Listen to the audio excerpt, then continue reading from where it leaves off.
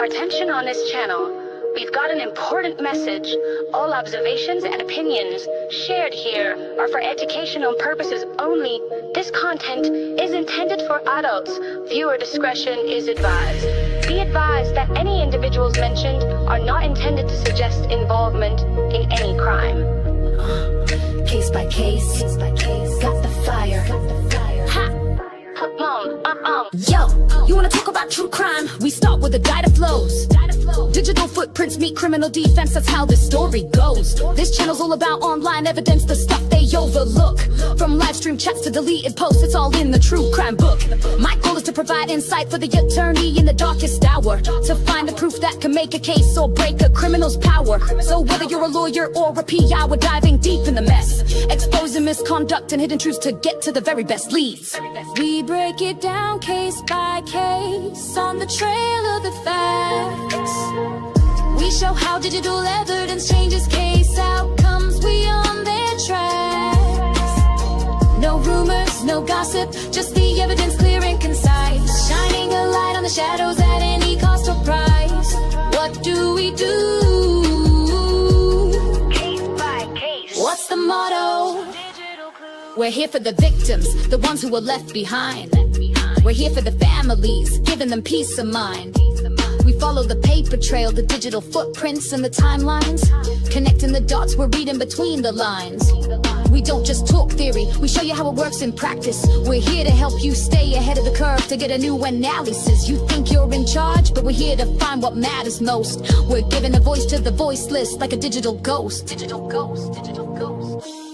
We break it down case by case on the trail of the facts. We show how digital evidence changes case outcomes, we on their tracks. No rumors, no gossip, just the evidence clear and concise, shining a light on the shadows at any cost or price. What do we do? Case by case. What's the motto? From digital clues. The mystery, you wanna know the answers? We're dedicated to the chase, from the first look at the scene to the final resting place. We're here to find the answers, to give the victims their due. A true crime channel with a heart and a purpose too. We're here to build up, to expose the truth, and to shine a light on the darkest of deeds with all our might. We're here for the truth, we're here for the facts, and that's it. We don't chase the trends, we just chase the truth and never quit. We let the past speak for itself, we let the facts lay the ground. We're just here to be a voice, a tribute that is sound. Yeah, it's all for the truth. Ha! Come on, come on.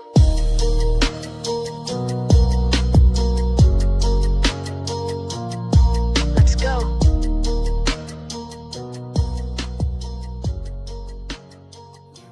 Their thoughts for you, yeah.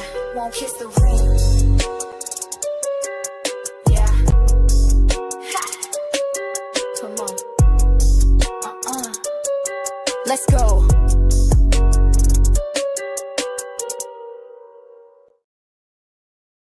As I normally do.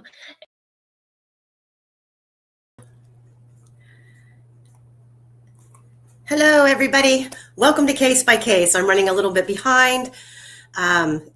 Shaboogies, I'm so glad you're here. We're going to talk about what you uncovered a while back here on the channel. Yeah, no. Yeah, I hope I did spell something wrong on purpose. I usually do that when I'm rushing. But anyway, I have a couple more things I need to do behind the scenes. So share the video, get people in here, give me just a few more minutes to get ready. I've got a presentation that is giving me fits on uploading. I think it's because it's so large. We have a lot to go over, and I'm still waiting on Quester and Fungi to join us. So give me just a few more minutes, and in the meantime, just have a gander at this quick little video. Right here.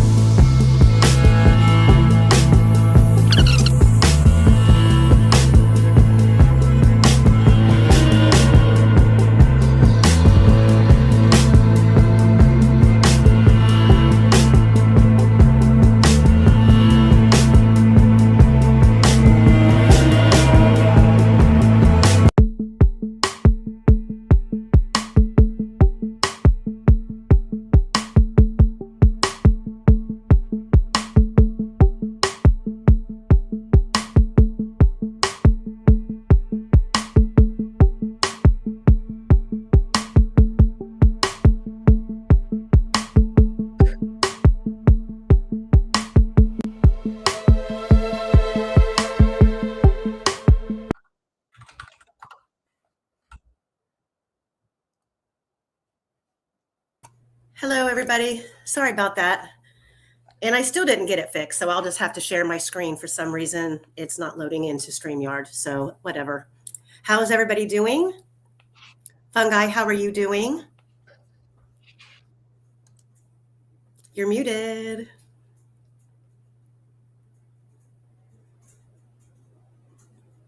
She's muted. You're muted. No, I'm not. Okay, well. Yes, Fungi lost her favorite chicken. I loved her. I loved her like she was a friend. Oh. Anything you want to say about her? Yes, I will once I can figure out where the heck the YouTube thing. Oh, there it is. So I can mute the YouTube window I have here because I'm like hearing triple of you or like double. Oh, really? Okay, there we go. I'm here now, everyone. All right. Yes, BG was a very large bird. She was the best bird. She was a very big girl. Her name was Big Girl, so we called her BG, but not here. Also, Nightbot, you can go. I think is Nightbot back in here? Yeah, we should sacrifice Nightbot for the sake of. Nightbot is supposed to be turned off. Nightbot.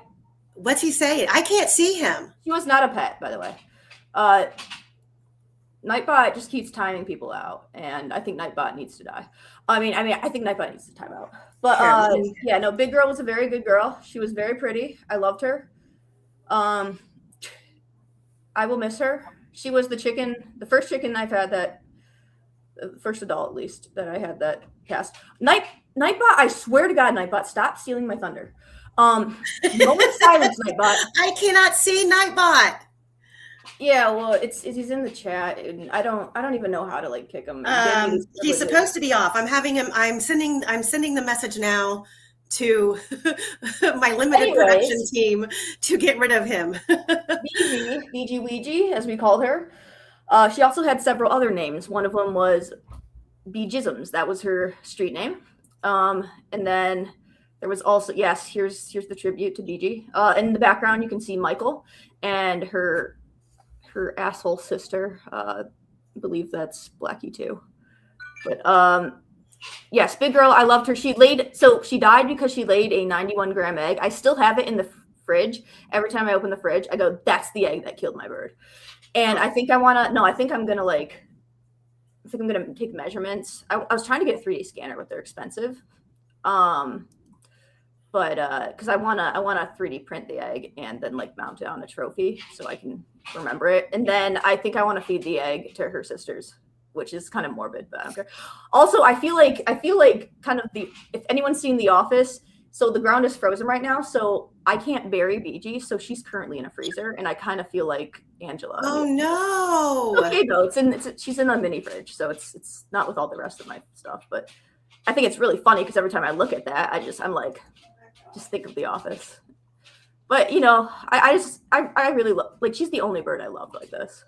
Maybe Trevor, but I don't know. So I really did want to bury her next to Breslin. Yeah. And she's definitely dead though. Like, not unlike the cat in the freezer. She's definitely dead. No, but yeah, no, it was hard for her. She died of a bound egg or something like that because the egg was so big it did something to her insides and she didn't start. And so we think that what happened was that she used so much calcium or stuff in this. Sorry, it's really great. This is a great chat right now. She used so much calcium to make this giant egg that she basically used all the reserves in her body. And then the next like 3 or 4 eggs that she laid had no shell or were super soft shells. And she would lay them like in 91 grams. Just think about that. It's huge. I have pictures of it on my Twitter. Maybe I can send Amy one before the stream's over, but yeah, 91. She laid a 90 gram, but then she upped it with a 91 and then it killed her. But yeah, so yeah, we think that the calcium, like, it took so much from her, and then basically she was unable to properly process remaining eggs because she would just suddenly start laying them. And it's funny though, because she would lay them in the middle of the coop, and then the other girls would be like, "Oh, free snack!" And Beej would be like, "No, please, no." Yeah, no, Skin Row, just if you're confused, it's okay. Just rest in peace, my beautiful hen from last week. You're muted, Amy. You're muted. We're talking about the passing of her chicken, and Quester has arrived. Quester, you sent me the best pictures. I am refraining from saying what I want to, how I want to phrase that, but you had very nice roosters. Let's put it that way. A very nice rooster. He's pretty handsome, isn't he? Yeah, I wanted to say that in a whole different way, but I felt like we get off on the stream on the wrong. I know what you mean. Yeah, okay, thank you. Very proud of myself now. Yeah. Amanda, Liv's mom. You got it, girl. All right. Okay, so let me just kind of recap a little bit about what we're doing today. I pushed this back to today because I was obviously taking fast and furious notes yesterday, watching the debate. I have to say kudos. Let me just put my little montage up here on the screen, which I have to share my screen because StreamYard's being a pain. Want to make sure that it works. StreamYard. Correctly. Do better. So much better than. Okay, can you see that? Can you see that? Oh yeah, I can. I forgot you're talking to me. Well, I'm talking to everybody. Just what's on the screen. I just want to give a shout out to Tom Webster. Great presentation with the attorneys yesterday. And just because we disagree doesn't mean that over here we don't appreciate the work. All opinions are welcome. Just keep it respectful. With that being said, I would like to, I'm going to try to frequently remember to remind everybody over here. Nightbot, get the heck out of here. What the heck? Okay, someone please kill this Nightbot. And also to Skin Row, who said congrats on your bird fungi. Thanks. Oh, no. She died. Okay.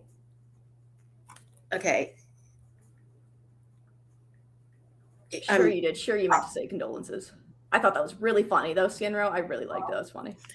So I just want to remind everybody here who's a subscriber on the channel I'm assuming we're going to have people watching who aren't going to be communicating in the chat. We never seem to get the guilters to step up over here and debate rationally. But I would like everybody over here to not be so aggressive and nasty as the people that were pro-guilt on Tom Webster's live yesterday. There was a lot of people who were, yes, you have a wrench, Michael Osbrook. So please keep it classy, keep it respectful. Don't let people bait you. If they do pop in the chat to argue or voice their opposite opinions, that's fine. We stand firm over here on where we stand. We feel we have enough evidence to back up what we present.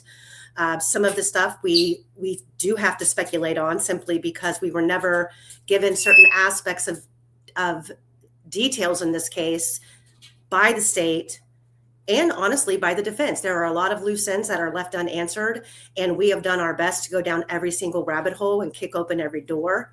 Yeah, we're gonna be calling out the defense when they're wrong too on this one. Just an FYI, because they did get some stuff wrong. Yes, I'm ready. Yes. We're here for the truth. And for Big Girl, BG. Shout out to my mods. Thank you guys all for all the work that you do. Shout out to Queen of the Hill for doing video editing for me behind the scenes. And shout out to everybody who's here. So, Quester, I know you literally wanted to like choke yourself yesterday after about 15 minutes of watching. Do you want to give kind of a brief overview of your thoughts on the debate between, Tom Webster, who is not in Rick Allen's corner, and the defense attorneys who are? Do you want to give your quick overview? Kind of so people know what you were thinking when you were watching yesterday. Well, I'll keep it polite. I'm quite okay with him believing that Richard Allen is guilty. I'm quite happy with people believing that he's not guilty. I'm quite happy with people being on the fence. I'm quite happy to debate any and all. However, if you're going to debate honestly. No circular arguments, no shutting people down if they say what you don't want to hear, that sort of thing. And I'm afraid I saw rather a lot of it in that, so I wasn't too impressed. It stopped the debate from flowing properly. That's my polite version. Fungi, I know that you didn't get a whole lot of sleep yesterday, so you didn't really watch the whole thing. I watched a little bit, but I couldn't retain anything because lack of sleep. But I did read a little bit of the transcript, and I sent you stuff last minute, like I was cramming for finals or something, which is really cool. Well, if anybody's interested, I do have the whole 6-hour live stream transcribed. So if anybody, it needs some touch ups. It's a little confusing sometimes, but it's good, guys. It was, after a 6-hour live, Terry wasn't, she thought it was going to take hours, at least an hour or two to get it transcribed, but it didn't take that long at all. So I'm grateful for what she got done. And so if anybody wants it, I'll be happy to share it. I can post it on X and post it in the Facebook group. Hey, Trinity Reflections. Hey, Amy, you mind if I say one thing before we go into the debate stuff? If you want to go on what you're saying, or if this is a good time, I don't know. I just want to say that, can we get Quester's not so polite opinion? Maybe that could be a members only stream. No, but yeah. So I just want to say that some of my absolutely favorite people to talk about this case with believe Richard Allen is guilty. Gasp! I know, guys. I know, but they bring me so much to think about, and they call out things that that other people, quite frankly, in the crank space won't, and I really love that. And but the thing is, you got to find someone who's genuinely open to hearing what you have to say, as open as you are to hearing what they have to say. You have to find someone who's basically like, iron sharpens iron, and we're both going to get better if we take each other, everything that we all have to say, and say, wow, that's something I didn't think about. That might have to reassess my entire opinion. You may have not found those people, which I'm sorry that you haven't. Some of those people, they've got a lot of slack. They've got a lot of slack because they've been seen as like fence riders, and so they don't want to speak up as much. But if you approach people with kindness, I think that you can find them. But man, I just want to tell you guys, like, people, I don't, even if Webster was disingenuous in some ways, I do applaud him, and I applaud Andy and Jennifer, Jay, for coming on and doing this, because I think discussion is the only thing that moves everything forward. And that's the number one thing I hated about Judge Gall. She lacked transparency. There was no discussion. We didn't move forward. It was her way or the highway. So everyone, just give Tom Webster credit for this. I don't. He doesn't have the wrong opinion. His opinion just isn't there yet. So that way. I will be the first one here to say that I have always enjoyed Tom Webster's work. He's very thorough, very much a deep diver, like I am. He likes to show his work like I do. So I really, and I know what goes into that. So I really respect him. I respect his opinions. I just disagree. Which is normal, guys. Guys, people did that. Like before, like, people disagreed normally. I just want to point that out, before things became so contentious in every single facet of life. It's a beautiful thing. Yeah, Tom is very professional. And I just hope that if anybody comes over here and is from, the other side of the opinion, that's okay. But I want everybody that's a member of this channel, who frequents this channel, to be respectful. Yesterday, I attempted, multiple times. I don't get discouraged from people. I made it very clear several times. I'm not going to argue. I'm just going to state my opinion, or where I feel the facts are being misinterpreted, or they're being stated incorrectly, or, you can't throw out just the bathwater and not the baby. You can't pick and choose which parts of the story that is factual because it fits your narrative.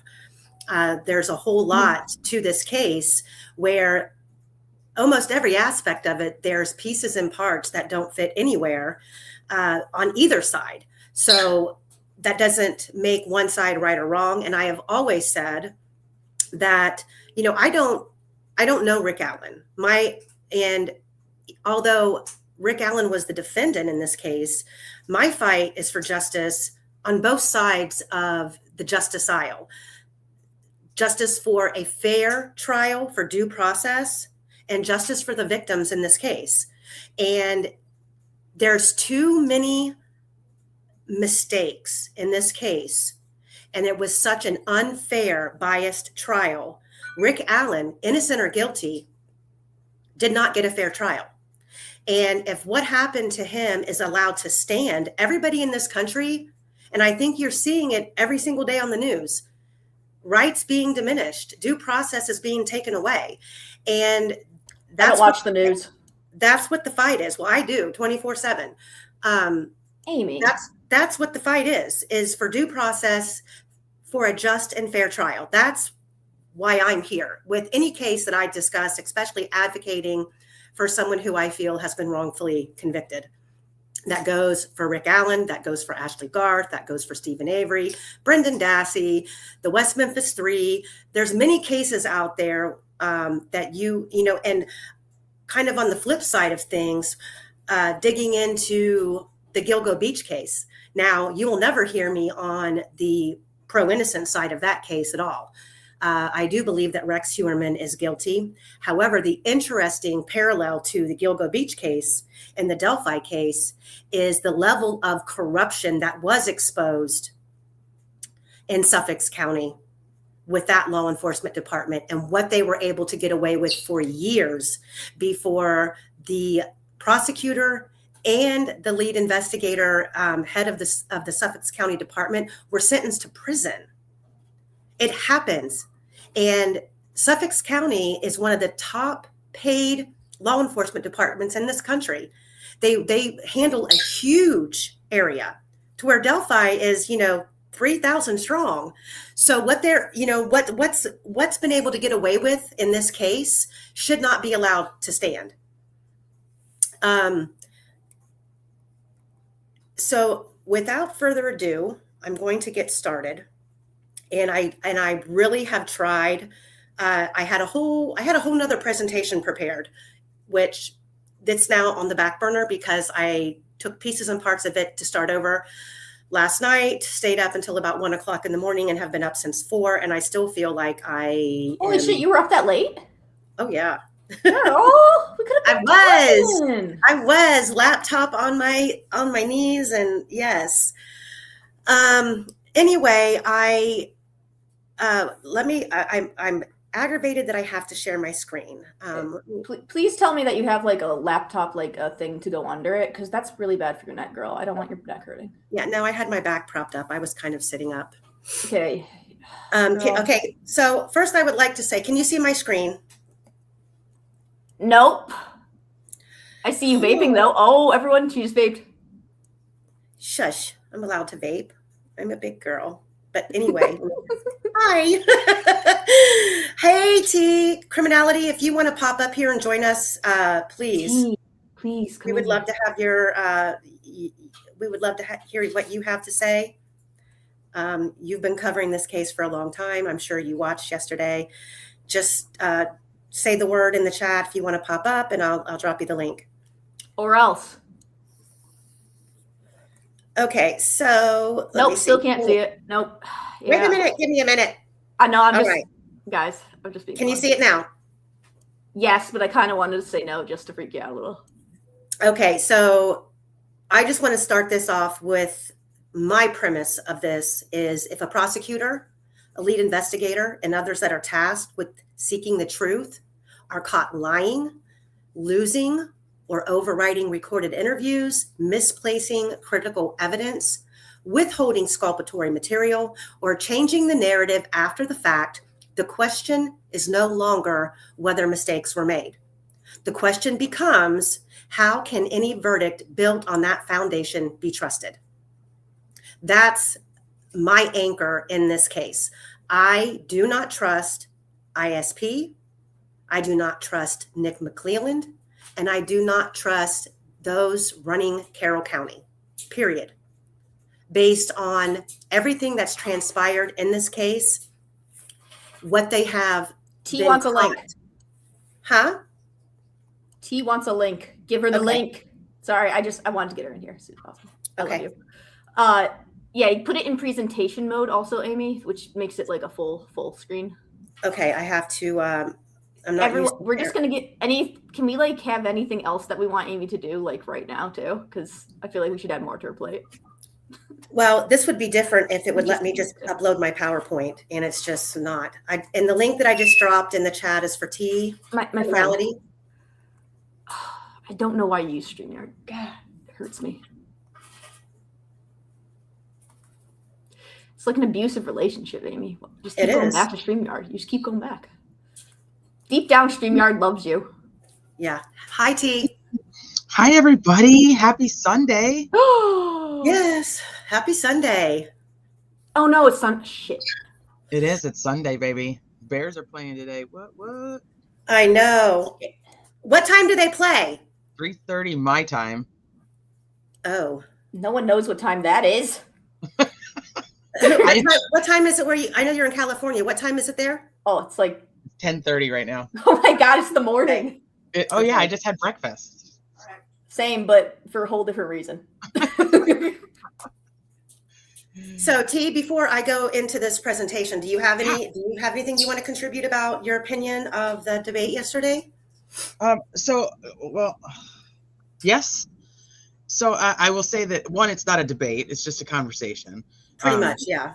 But it's easier to sell it as a debate because it's two opposite sides of a coin, But it really was just a conversation. And I don't know. I just popped in here, so I don't know what you guys have already said. So if I repeat something you said, I apologize. We talked about chickens. For me, I've always gotten along very well with Tom Webster, even when we don't agree. So I have a lot of respect for him one way or the other. He contributed to the purchasing of the transcripts, even though we were on opposite sides of a case or whatever you want to call it. When he decided to pursue his his cooking with strangers path, I contributed to that. We've always had a very cordial relationship online. We've never really spoken offline, but so I don't think it was a debate. I have not. Let me preface this by saying I have not finished that live. It's very or that video. It's very, very long. But I've been marking down like timestamps of like things that I want to talk about and things that there is information. And in fairness, and I don't mean this with any disrespect towards him whatsoever. There's a lot of things to remember about the case, but there are some things that he had wrong. And I was really hoping that one of the defense attorneys was going to correct the bad information, and they didn't always. So that kind of frustrated me, and where I had to like take breaks. There was, for instance, one of the things he said was that Rick Allen admits to seeing Betsy Blair and being on the first platform. I agree. I know where you're going with that. Keep going. Yeah, that's absolutely inaccurate. Richard Allen never admitted to any of those, to any of those things. So and like I said, I don't fault him at all because there's a lot of information around the case and there's shit that I screw up. And sometimes I'm like, did he say that? Did somebody say that? Somebody said that at some point. Where the hell did I get it from? And Chester, he absolutely agree. I think he's very genuine. We just have a difference of opinion.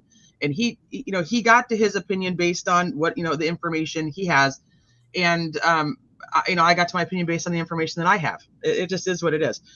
But there's definitely things that were said during that I really was hoping would be corrected. And they weren't. And I was very surprised by that. And I don't know if it was just like a discomfort of having the conversation with somebody who thought Rick Allen was guilty and the attorneys just didn't want to, or maybe they don't remember. I don't know. I don't know why it wasn't fixed. I agree. And I didn't want to get timed out of the chat. I was speaking up.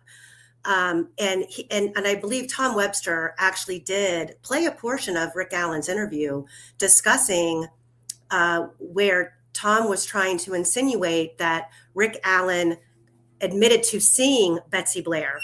And even the portion of the clip that he played, Rick Allen said, I don't know, maybe I seen someone on the way back. That's a far cry from, yeah, I was on the first platform and I seen a woman standing at the barrier and we made eye contact. And Very much so. With Well, that, yeah. with that scenario, I have a list of things that I'm going to get into as to how unreasonable that would be for. Well, I'm just going to I'm going to try to keep things in order with the presentation, but and we'll probably get sidetracked. But I agree with you 100%. Do you have another example of what you felt you wanted to point out? No, I think that was just kind of like the general idea of it was, so like there was like, I was kind of, as I was watching, like I said, I still need to finish it, and just marking down like timestamps to go back and like kind of like, here's the actual information.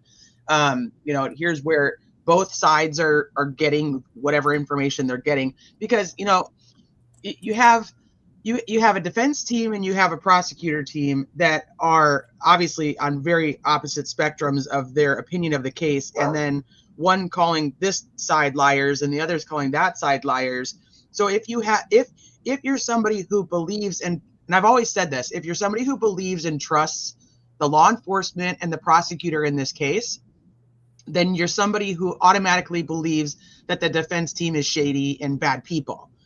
If you're like me, who after following the case for so long, really lost faith in law enforcement and the prosecutor's team, because I actually had faith in them at the beginning. I apologize. I had faith in them at the beginning of the case. And if any of you guys watched from the beginning of my coverage of Delphi to now, you see my transition of like, they're caught in lies. They're proven to be lying. They're proven to not even lying, just hiding or omitting evidence and information from the defense team. Would it be accurate to say that you wanted Rick to be the guy at first? Like you were like, oh, thank God. Because that's where I was. Absolutely what I said. So I covered the case on a different channel that I had used to be on. And then when I started my channel, I just did like a 2 or maybe it was 3 episode, just recap of the case and everything that I had learned and so on and so forth. And I think that was right around the time that Rick Allen had been arrested, or very close to it. And I was like, okay, here we go. Like, we're just I put together this couple episodes, like, here's everything I know so far. And let's just let justice take its course. And the prosecutors and law enforcement have worked really hard for a long time to get their guy, and let's just hope they got their guy, and we'll just see how it progresses from here. And I kind of just let it go to the wayside, like, okay, great. And then I was covering the Idaho 4 case. And I was covering the Idaho 4 case, and they were really fighting hard to keep cameras out of the courtroom. The defense team was fighting really hard to keep cameras out of the courtroom. This is right around the same time as like the safekeeping hearing happening in Delphi, and all of a sudden you hear the defense attorneys are fighting to get cameras in the courtroom. And I was like, okay, that's I know for somebody who's followed true crime for a long time, that's very unusual. Defense teams don't want cameras in there. And I was like, okay, let me go back and take a look at this. And so I was digging back into Delphi for a hot minute, and then of course, obviously the Franks memo came out, and I was like, all right, let's see what they've got to say. And it was obviously mind-blowing information just from somebody who had followed the case, because there was so much information put into the Franks memo that the public did not know, which obviously pissed off Gull and the prosecutors. But so, I mean, you're intrigued now. So I was at that point where I was like, okay, like the defense team is the defense team. They're going to do their job. And so I was like, let's just kind of follow along. And then as things continued to gradually happen, I was like, why is everything being so hidden? Why, if you have the guy and he's the right guy, here's my evidence. Here's what I've got, let's just put it out there, like, to the defense team. And it's like, they're over here trying to fight to find a fucking professor that somebody interviewed 5 years ago that we found online in 30 seconds by a Google search, which we know the prosecutors like to Google search stuff. You know what I mean? Like, it's right. It wasn't that complicated. And then you find out they actually did know, and it was all a fucking lie. So then exactly just a spiral. And as I just kept going, I'm like, okay, like I ended up ultimately, I have no faith in law enforcement for Delphi or Indiana State Police at all, which is hard because, I am actually a very avid supporter of law enforcement in general. My dad was a cop. My cousins are cops. I have a lot of family that's cops. I went to school for criminal justice. Like, I really do support law enforcement, but I don't trust these people. And by not trusting them and then not trusting the prosecutor to have a hold of the case and wanting to present an honest, informed case to a jury, I can't believe anything they say. And I fully agree with that. I used to work for law enforcement, and I had said a long, long time ago, when I was, I'm still working on Ashley's case, but in the beginning I was following Delphi, but I was strictly covering Ashley's case at the time.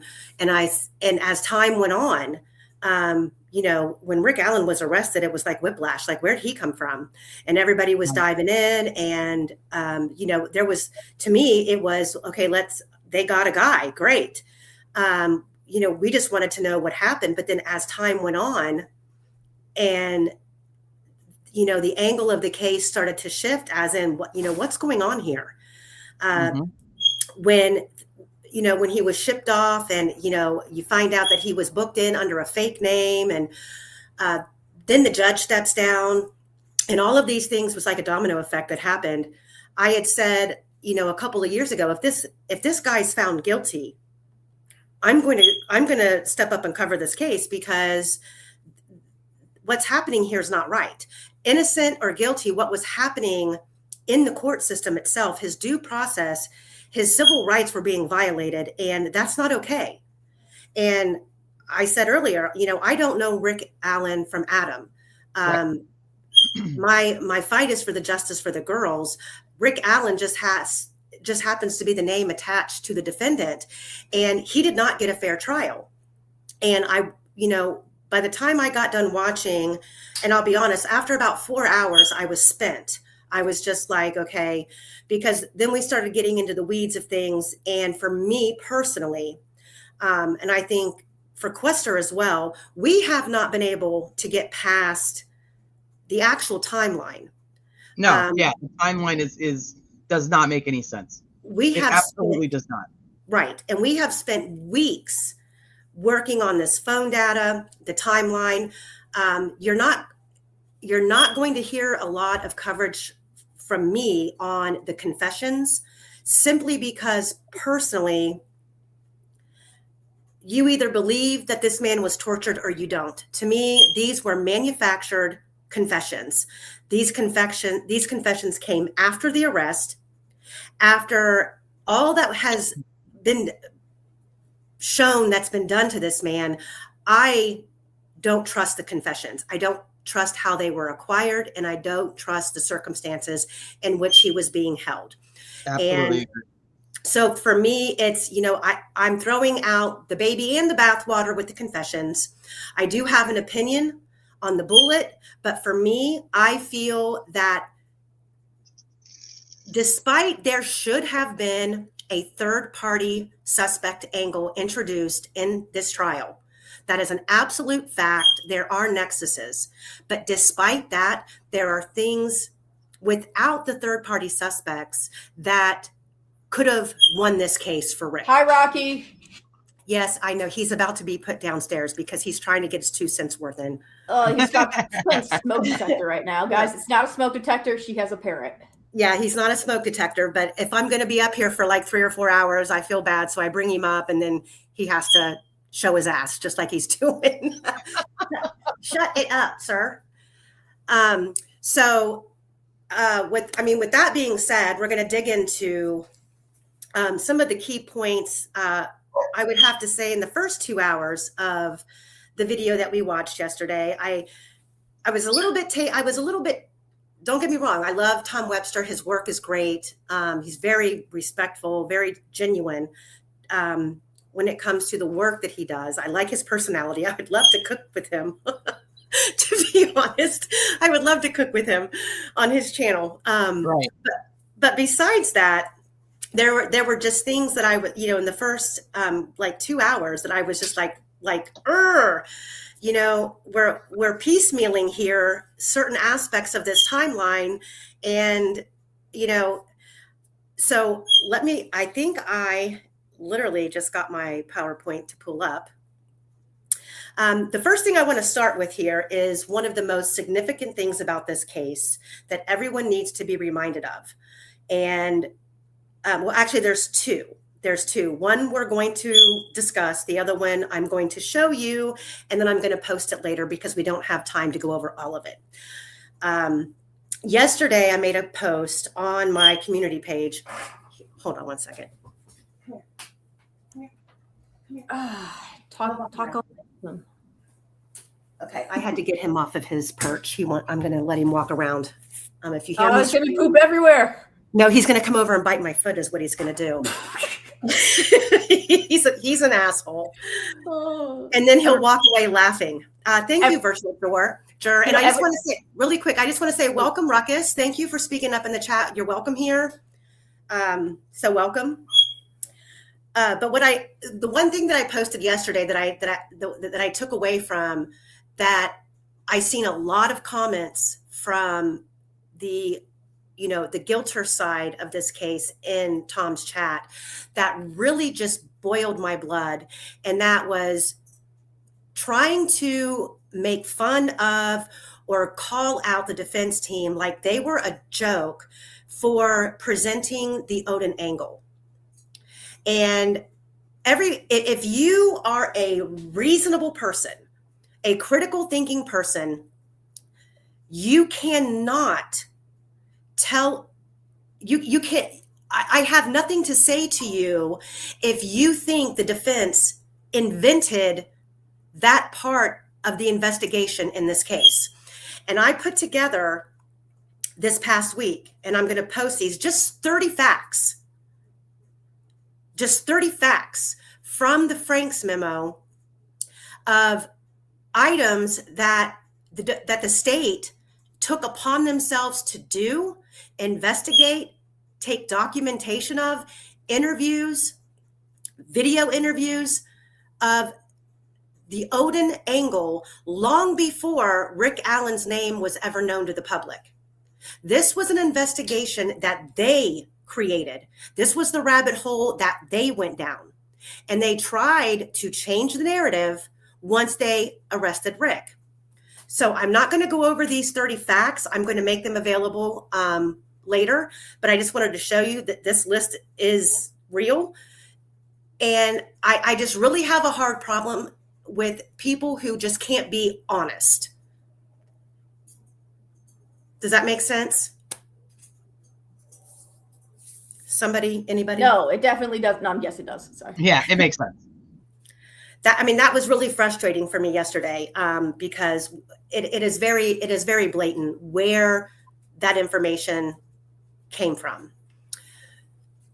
I will say the one thing that about Odinism that I don't think that it needs the ritualistic sacrifice angle of the whole thing, I think, is what really threw people off and thinking like, okay, that's obviously just, that's just crazy. Even though sometimes, not about Odinism, but about other religions where people are crazy.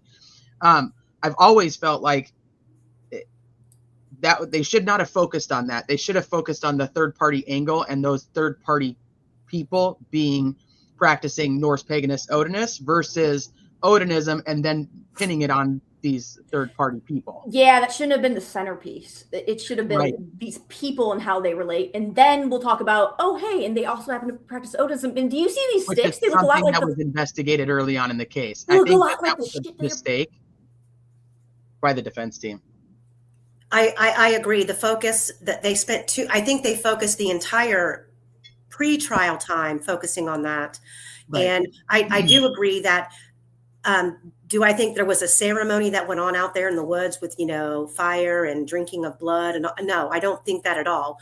Here's the thing is, even if there was, there's zero proof of it. Right. So don't go that route. We don't have anything to support that.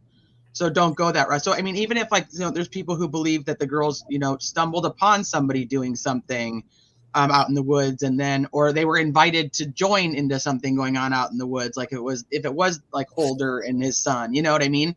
And then they made fun of it. Like, there's people who have all those theories. My whole thing is there's nothing to support any of that, so it's irrelevant to the facts of the case.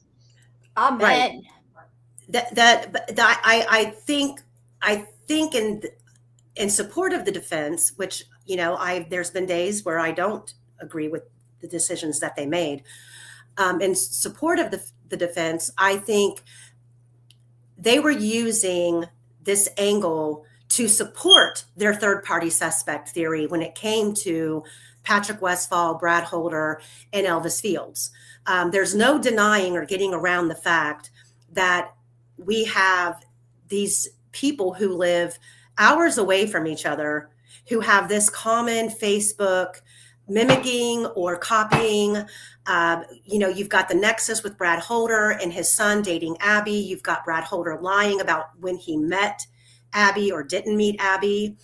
But I think that they got so hung up on the fact that they couldn't even get a Frank's hearing. They just fought that angle without looking at the rest of the discovery that they had in front of them. There was a lot of things, you know, there were a lot of stones that were unturned by the defense that, you know, even without the third party suspect angle being introduced at trial, which I disagree with completely. It should have been something that they could have presented, discussing the crime scene, because that crime scene, whoever committed this murder was mimicking or wanting to portray some sort of, I don't know what theme to throw law enforcement off. In my opinion, I just think it's hard to say that this person didn't see Brad Holder's Facebook, whoever it was. It's so uncanny.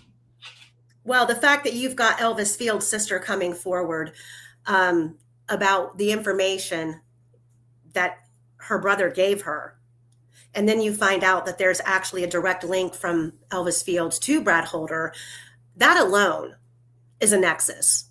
The fact that Brad Holder's son was dating Abby is a nexus. You know, they were on to Brad Holder the first week of finding the girls. Why it wasn't pursued, that's left up in the air. Trust me, bro. Exactly. So, anywho, the next main thing that I want to make a statement about before we go into the timeline is I just need everybody to remember these things. The lead investigator, Jerry Holman, who we have time and time again have caught him in lie after lie, changing the narrative. We listened to his meeting with Professor Turco and exactly what transpired there. We also know that after Rick Allen was arrested and the Franks came out, law enforcement then went back and attempted to reinvestigate the Odin theory. They brought Brad Holder back in. They also went out and re-questioned Cheyenne, questioning her about the photos that were taken that day. Someone getting bludgeoned? See, I told you he was going to be a jerk. Oh my God, that's the parrot still, guys. I feel like the bird is like, you better pay attention to me, or like something bad's going to happen to you. With this, I don't know if you can hear him laughing, but yeah, he's wrecking the house. He's pushing. I have a little glass bowl in here for my cat because my cat likes to lay in here when I'm on the computer. Put him in like a cardboard box with like an iPhone that's playing Animal Planet. He'll be good. He's trying to throw the bowl. Oh my it's a heavy glass bowl. Is he threatening you? Can you give us the sign? Put your webcam on. Give us the sign if you're in distress. He's throw. I don't know if you probably couldn't hear him, but he throwed it. He would throw it and then he would laugh like. But I just want to remind everybody about Jerry Holman. Jerry Holman there. He testified under oath to the following: there is no DNA linking Richard Allen to the crime scene. There is no data extracted from Richard Allen's phone that connects him to the murders. There is no data extracted from Libby's phone connecting Richard Allen to the murders. There is no evidence that Richard Allen is or was connected to any other suspect in this case. There is no evidence found on social media that connects Richard Allen to the murders. And there is no evidence extracted from Richard Allen's computers that connects him to the murders. And there is no fingerprint evidence that connects Richard Allen to the murders. So we are left with this magic bullet, and I'm going to get into why I agree with that terminology, the magic bullet. We're left with that, and we're left with the confessions. The timeline is something that we can discuss on here for days. But I'm going to start with where Richard Allen came into the picture. And that was with this tip that I think is absolutely bizarre, that this tip was supposed to be in a box in a desk drawer where a meticulous volunteer sat for years. Kathy Shank sat at this desk through multiple moves of this office into different buildings, reorganization, building filing cabinets that she, claims to protect with her life.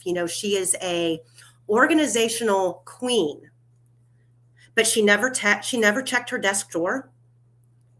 And then we come across this receipt of a lead sheet where she's listed as an investigator, and she's clearing Reese Davis's tip, stating that the lead was discontinued and they did no follow-up because Ron Logan had died.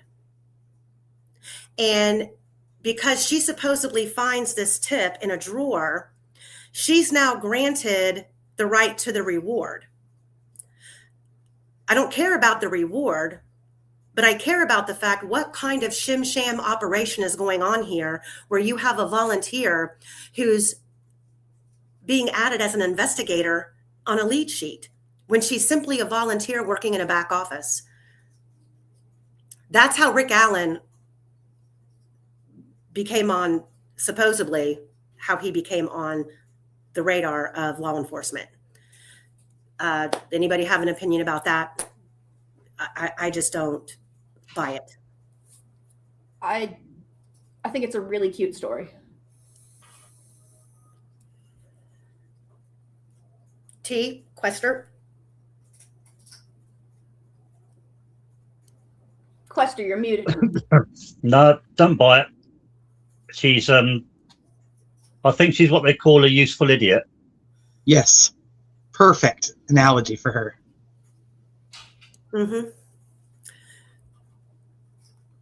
She's interesting. She's her husband has some interesting connections, put that way. I'm not ready to. He was really into horses. If you think about who else was into horses in this, I think it's very interesting. And he grew up down the street near that person. Ron Logan. I'm talking about Ron Logan and her husband, Shank. Anyways. Yeah. Well, then we're kind of left with some of these sketches, which my understanding is there's actually an upwards of 7 to 9 sketches. They're all the same guy, Amy. Just combine them. Well, the one on here that gets me the most is the one that was described by Teresa Liebert. And if you guys remember, I don't know, about 12 weeks back, we went over some supplemental reports that came directly from Teresa Liebert and Dave Liebert on the 14th, the morning of the 14th, right after the girls were found. Law enforcement was over there speaking with them, and they told the same story about seeing an individual by the mailbox at the beginning, out in front of their house. But both of them stated in that supplemental report that the man had his face covered with a bandana. So how do we get from that to this sketch to Teresa testifying at trial without the man that she's seen with a face covering?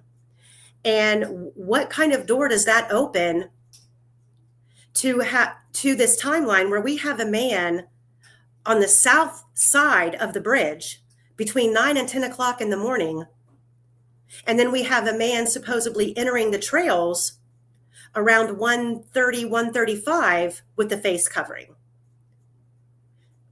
Also, does anyone know the maiden name of Tobe Lazenby's wife? Anyone? Anyone know her maiden name? It's Liebert, isn't it? Yep.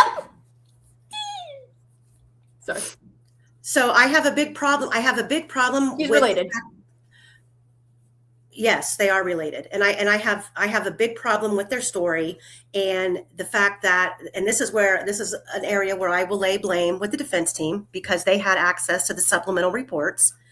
They should have pulled out these reports while she was on the stand to refresh her memory and ask her, why are you testifying to seeing a man and describing his features when the day the girls were found, you claimed that you saw an individual with a face covering, and they would have had no ability to have known about the 4 girls that were on the trail who also reported seeing the same individual with the face covering. That for me is a problem, that we have another person out there running around 9, 10 o'clock in the morning with his face covered. And no one looked into that, and no one considered the fact that, okay, that couldn't have been Richard Allen. Is this like a Spartacus situation where everyone's just going, I'm Bridge Guy? Because that's, I don't know. Yeah. Teresa, do you have an opinion about that? Or, I mean, were you aware of that supplemental report? Yes. Do you have an opinion about the defense team not questioning her on that or using that information at trial? I have lots of opinions on what the defense team didn't do at trial, but there's part of me that just feels like they just quit. Tunnel vision, maybe? No, I just feel like they quit. I feel like the defense team just kind of quit. I feel like they just were like, we're not getting anywhere here. Yeah, right. Yeah, their backs were against the wall. Nothing that they were going to present was either going to be allowed in. Yeah, I think there's part of me is that way, and then the other part is I think that they. Thank you, Michelle. I feel like they were very, because I really like the defense attorneys, so I hate to say anything ever negative because I actually go for it. I agree. It's hard. It's very hard. I feel like there's a lot of mistakes that were made or things that were left out was due to like a lack of organization or the fact that maybe they were so separate in their endeavors, and it was like, okay, they did a typical defense team kind of thing, like, Rosie, you're going to take care of XYZ witnesses. Ajay, you're going to take care of XYZ witnesses. But I feel like they missed the boat on having a collaborative timeline and the information to support that. And I just don't. There was so much info that they did not present to the jury that they could have. And I don't know. I just don't know why they didn't. I mean, like I said, part of me thinks like, did they just go like, fuck it, like we're screwed already, and our backs are against the wall, like you said, yeah. Or did they not get through everything? Were they not able to actually get through all this information? Did they not have a good combination investigative team that was like, hey, this and you guys need to look at this? Mm-hmm. There's like so many possibilities, but I mean, there's definitely mistakes, and I don't know why they made them. Some of them I feel like were super simple, but Andy did say on, I think it was one of Bob's interviews, where he's like, if I could do it again, like I would take more interest in the social media side, like of what you guys as researchers have done versus, just counting on, whatever's in front of me. Because I don't think they knew. There were so many years of information they just missed. They just missed. And I agree. And I know that I've heard Andy. It's a similar situation like in the Stephen Avery case, where Stephen Avery's trial attorneys, they came forward throughout his post-conviction relief, and they basically signed affidavits saying, we made mistakes, absolutely ineffective assistance of counsel. And I think that, I don't know where the ball is going to land after we get, once this appeal is, I don't know what the decision is going to be. We haven't even gotten the state's filing yet, but where we're going to go if the direct appeal doesn't bear fruit, once the post-conviction starts, I don't know where the ball is going to land as far as a defense team for Rick. But I agree. I think they had every door slammed in their face at every turn. When you talk about the hearsay, it's not just the hearsay that Judge Gall allowed in with the Google search of the phone jack, but I'm talking about allowing law enforcement to get up on the stand and tell the jury what the down the hill video, what was said on that video before it played, and only allowing it to play like once, like twice, I guess. But that's the part that's crazy to me. They should, they're up there telling the jury what they believe is being said on that video. And, we're all expecting to hear that be a gun. And I am sorry, but there were people yesterday in Tom's chat that I was just like, are you out of your fucking mind?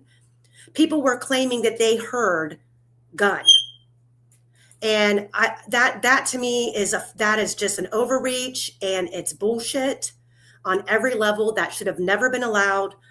And when, we see this video, it is nothing like what, for me anyway, personally, it was when that video first was released, I was like shaking, holding my phone, getting ready to play it because I didn't know what I was about to watch. I was scared that we were going to see something really scary. And that's how law enforcement had played it out over the years, is why it hadn't been released. And what we got is something completely different. And I just think for the narrative to be pushed to the jury like that from the witness box is a problem. And if people don't agree, that's on them, but that's part of the reason why we're here now. Like, I think it would be one thing if they had let the jury watch it like 2 or 3 times and then had the guy go on the stand and say, this is what I hear. And then they were like, all right, now you can go take it back. He shouldn't have been able to say, I don't think he should have been able to say any of that. So then the defense could reply to that and say, well, we don't hear that, and dispute it. But then what I'm saying is I think that they should have then been able to take it back during deliberations and literally replay it as many fucking times as they want. Because if it's so fucking pivotal, if that is what you're basing on, this is Bridge Guy did it, then you better be able to not just fucking get you guys need to understand that the amount that Bridge Guy is captured in this entire clip is like literally like 3 seconds. Like, you can only see Bridge Guy for like 3 seconds. I have cropped it out, and there's like 3 seconds of him completely visible. They should have been able to replay that 3-second clip, or all of the clip, to be honest, the 43-second clip, but at least that 3-second one, just a billion fucking times over. Mm-hmm. I'm sorry. I'm gonna go crazy. Well, these sketches that I have on the screen to me are completely the opposite ends of the same guy, Amy. From Rick, it's not Rick Allen. Doesn't come close to Rick Allen. Nobody on the trail that day described Rick Allen. They all agreed they seen somebody wearing those clothes, but those who seen him close up, even with the face covering, didn't describe Rick Allen. Height, weight, build, none of that. And he was wearing platform heels. On top of that, with the young Bridge Guy sketch, we have Taylor Bryant, who was the sketch artist who made the sketch.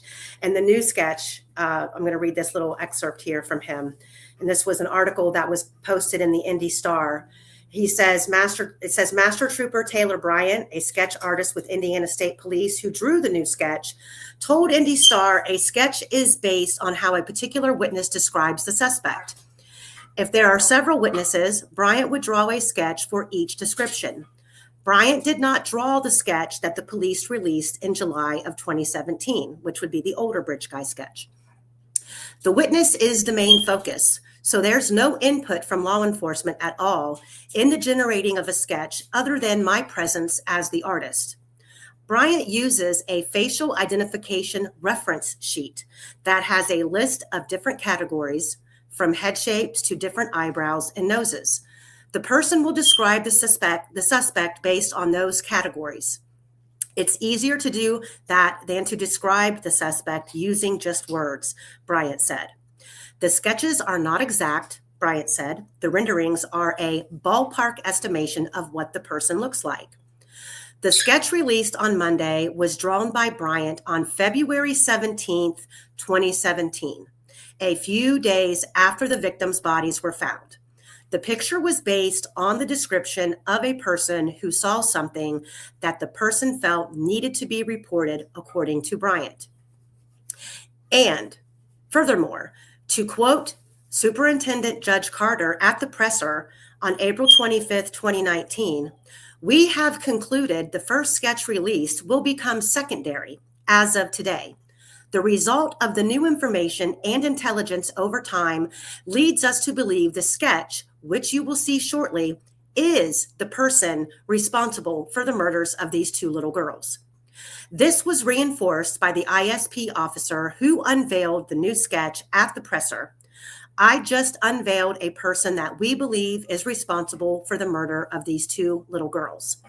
Now take that from the sketch artist who drew the sketch that Betsy Blair provided details on and compare that to the video that Andrew Baldwin described yesterday in Tom Webster's video with Sarah Carball, where the sketch artist was telling her, "We can cheat, we're going to cheat," and showed her a picture of the bridge guy picture that had been released to the public, and then asked her to render her description of the sketch. That's a problem. That is a problem. Does anybody disagree with that? Yeah, I think he's basically just like literally contradicted himself. Well, I've always wondered, I've always wondered, you know what? You're going to go to the cage, sir. Ha ha, Rocky. I've always wondered with the sketches, because we know that Mike Patty was walking all over the place, and Mike Patty did park in the Mears lot across the street. He didn't park at the gate on the trailhead side. He parked in the parking lot of the farm at Mears and got permission from Tom Mears. And he was walking in and out and up and down. I don't know how far up and down 300 North he walked. I haven't been able to find details about that.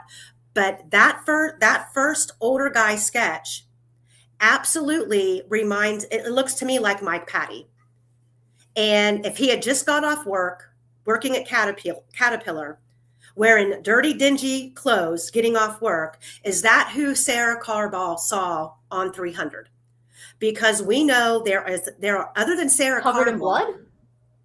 Well, Sarah, I don't believe he was covered in blood. It technically shouldn't be, because Mike Patty should not be there at the time that Sarah Carball says that she saw somebody.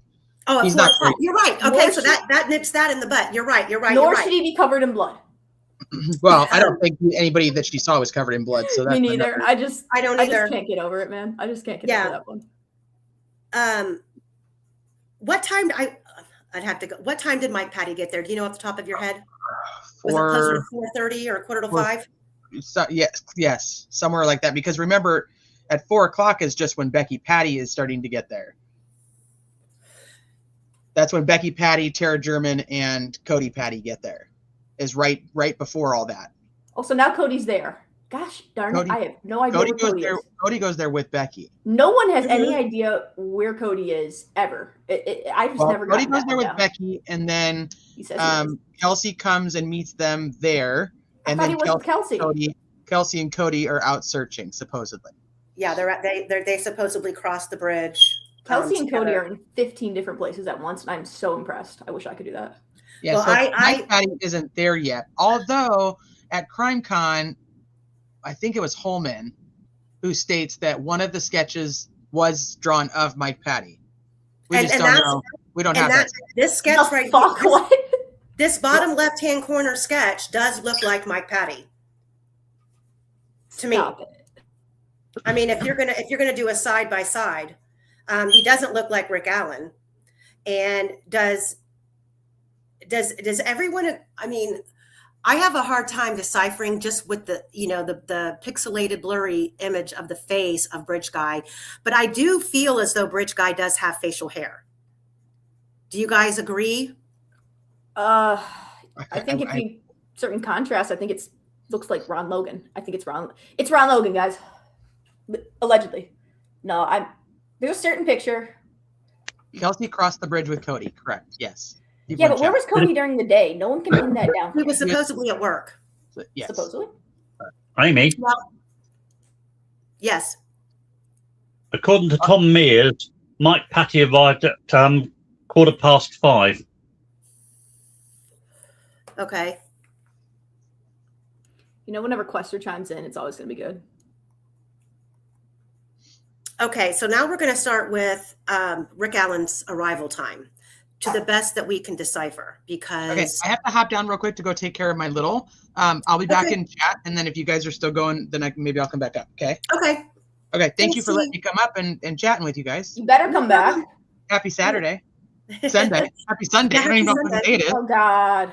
Okay, I'll talk to you guys in a minute. Okay. All right, bye. Bye. Hey guys, give me 1 second. I'm gonna take the annoying chirper Time to entertain. to his cage. So yes. Hello, Quester, everyone. Quester, this is your rendition of the route that Rick Allen would have taken from Peru that morning from his mother's. And I do have, let me see here. I'll leave this up for now, but I do have your timeline for that in more detail available to pull up as well. Just give me like 30 seconds to take the psycho bird to his cage. Yeah, sure. Quester, say things. Like what? Entertain us.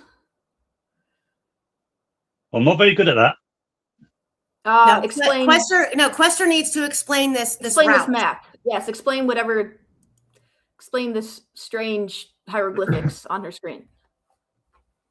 My wax crayons.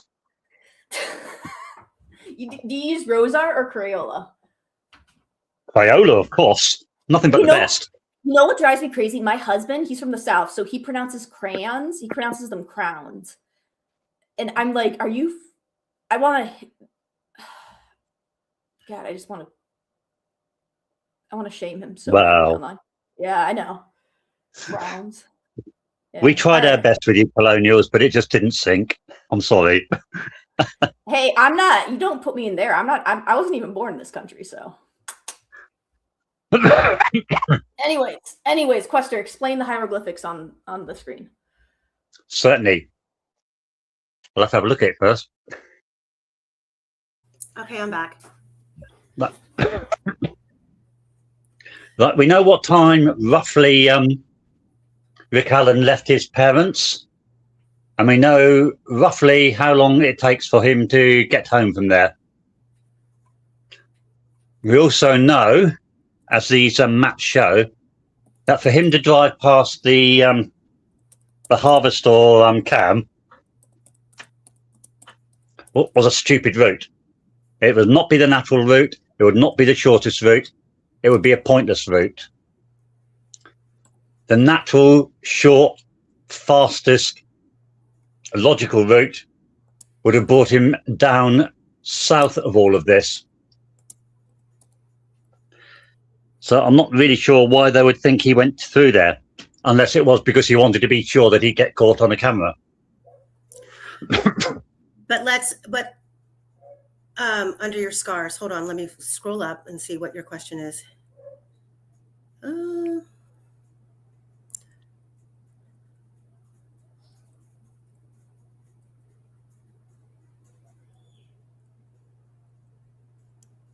How did RA get picked up on this? Did Kathy state time RA was home when she was time and home overnight? He could not have accomplished this if also. We're going to get into that. There's several questions there.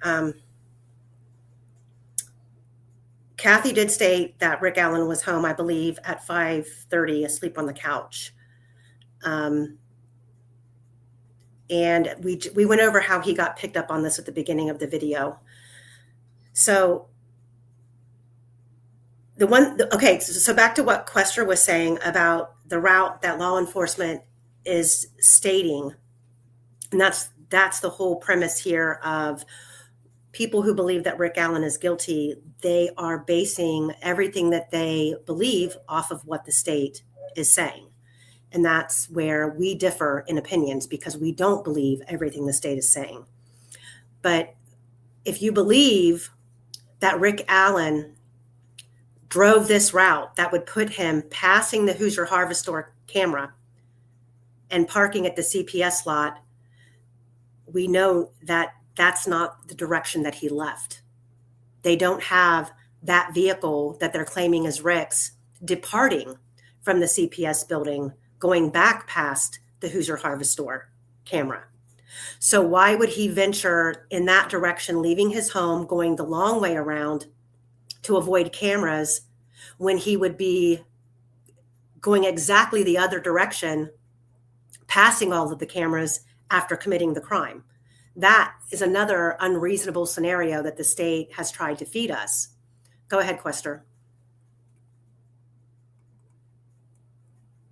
You're on mute. Okay. Right. So as you can see from the maps, there would be two logical routes. The first one would have been down the main road, the 25, all the way almost to his house. The other one, if you wanted to do the scenic and route, would be to turn off, and that's the light blue one.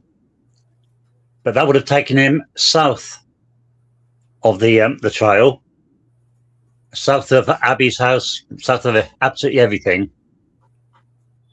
It would be totally illogical to go via the route that the state are saying he did. It would add a lot to his time for absolutely no reason.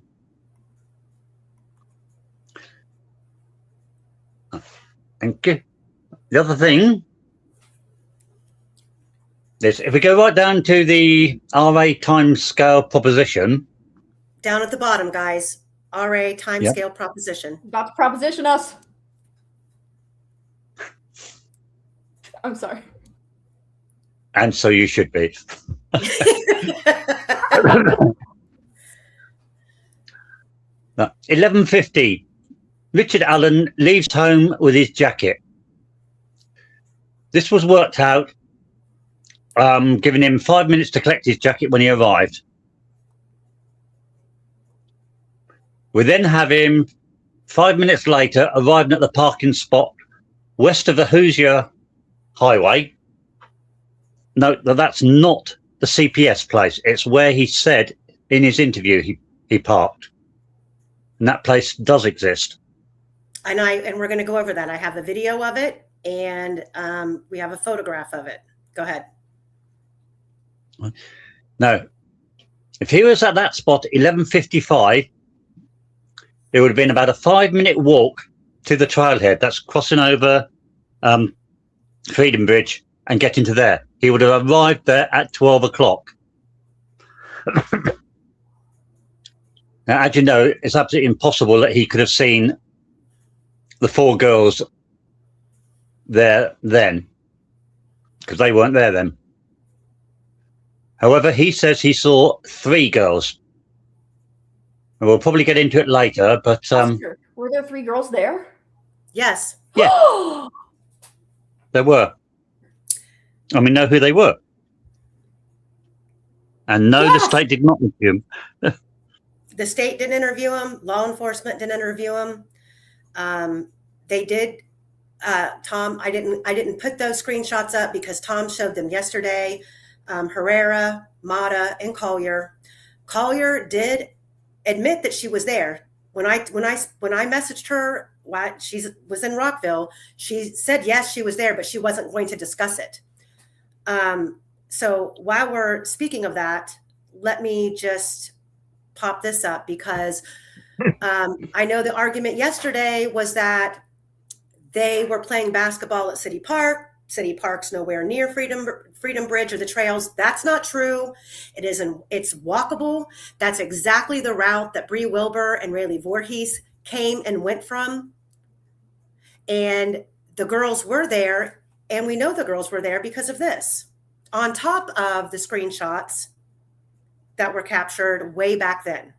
I was like talking about the 3 girls, like we need to identify these 3 girls, like that's the key to proving his timeline. Judgy like started DMing me, and she knew the names of the 3 girls, right? These 3 basketball girls. We didn't know it was them 3, but we like were assuming. So she gave me the names, and I was like, I bet I could just pull up their fucking Facebook, find these people, and message them. So I messaged all 3 of them, and I posed it in a way where I was just like trying to ask if they had seen anyone earlier that day. And only one girl responded. And at first she was really put off. She was wanting to know who I was and what was, all that stuff. And I ended up talking to her a little more and explaining to her, like, hey, I'm really sorry. I don't mean to like be a weirdo or anything. We think this guy might be innocent. We're trying to find information out. And I told her that he identified seeing 3 girls and that we thought them 3. And from that point, she did not remember seeing anyone, unfortunately. So that was the big bad news. But she did identify that they went the route where they would have crossed that bridge with the blue that's now red. And she identified herself as being 2 to 3. She was about 2 years older than the other 2 girls she was with. And she had long dark hair, and she was taller than them. So that signified to me that that was the 3 girls we were for sure looking for, because Rick Allen had mentioned that one of them looked older. And that was all I was pretty much able to get from her, was just identifying that marker that Rick also identified, and the fact that I believe it to be them because she's older and taller. But the last thing I was going to say is I asked them if they had been spoken to by anyone, Delphi, law enforcement, private investigators, anyone. She said the only people she had ever been questioned by was some weirdo trying to get money from her and some random chick who asked if she knew them. And that was it. So no law enforcement. 0, not even Delphi bothered to interview these girls. I bet you their names were not even in discovery. Maybe not. Trial Junkie wants to know if you got their timeline. I did not get a full timeline from her. She was kind of like pushing me off towards the end. Like I could tell she was getting like tired of answering questions about this. She said they weren't even friends with Abby and Libby, but she would see Abby and Libby all the time because she went to the high school, and she would see them in the tunnel that like merges the middle school to the high school. But all it would take is somebody with a higher pay grade than my ass to sit them down, question them, and I don't know, have them testify to actually being there at the time and matching his fucking description. So there's that. So we do know that there were 3 girls there, and that changes things dramatically when the narrative by the state and even the defense was they weren't aware of these other 3 mysterious girls that Rick claimed that he saw. And hey, Julie.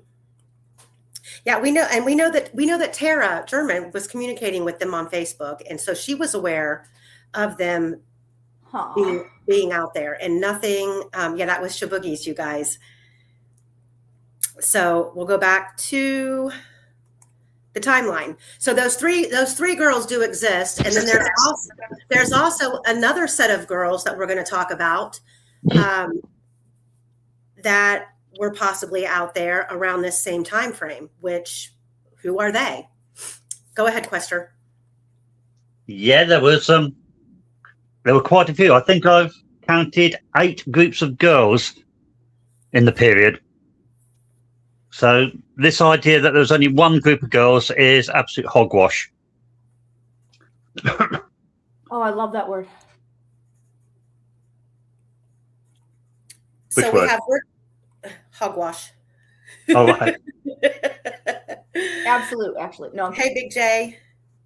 Hey, Indy Cindy. So we have Rick entering the trails around what, 12:05 roughly, Quester? That's what it would work at. Yes.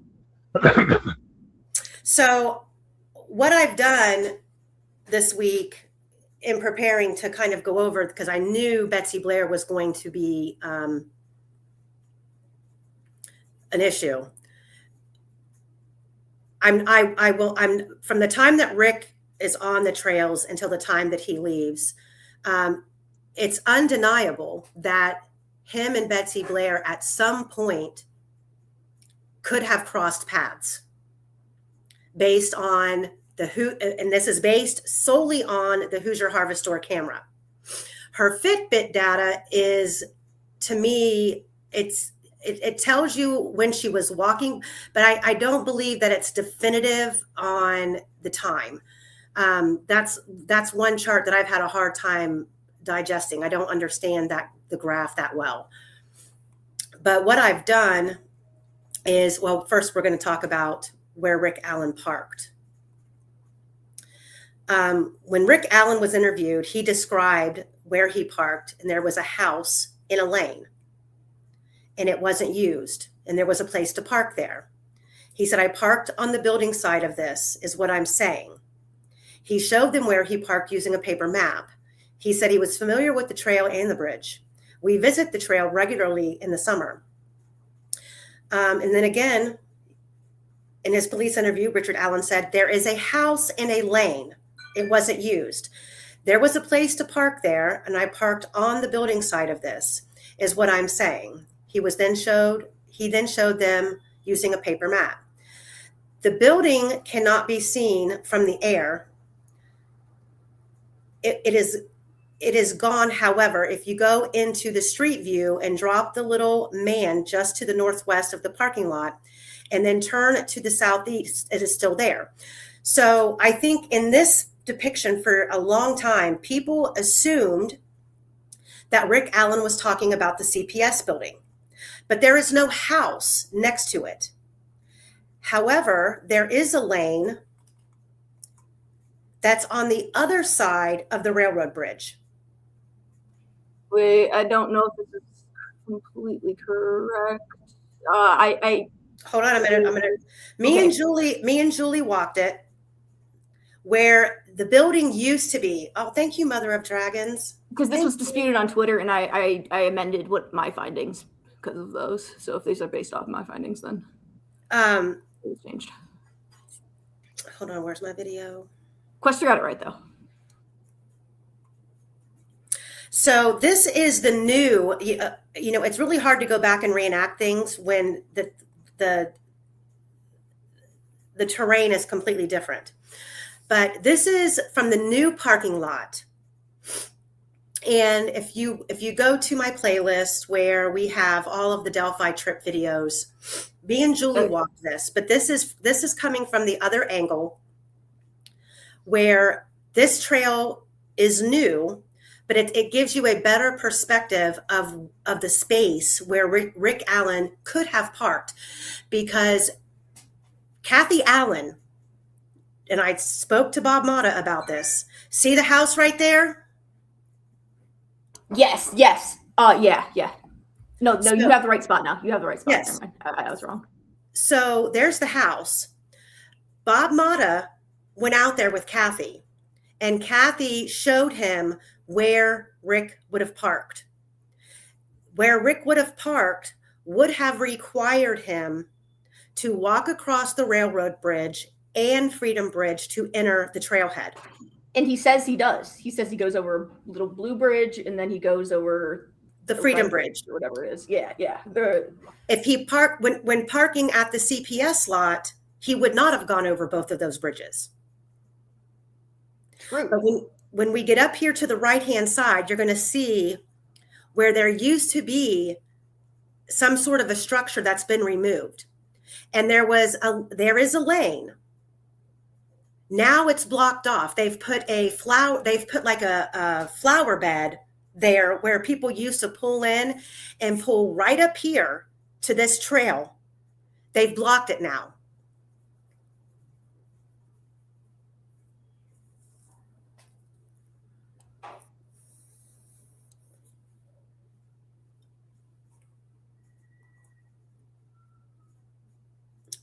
this pathway right here on the right-hand side would have been the pathway that Rick would have came from if he would have parked up here.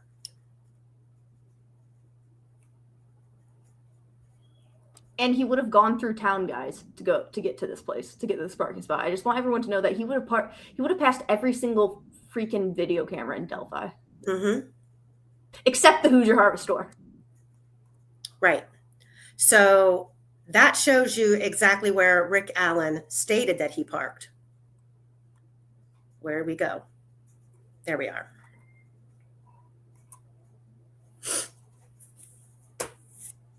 Candy, he never mentions it was the old Farm Bureau building. That was literally just like, well, it was told by that was something said by the detectives, I believe, that was trying to insert that. I believe that he just said it was like an old building. Yeah, and that building is no longer there. There's a monument there now, and that area has been blocked off, so you can't pull in the front of there and park. I should have pulled that video in here, but you guys can find it on my playlist.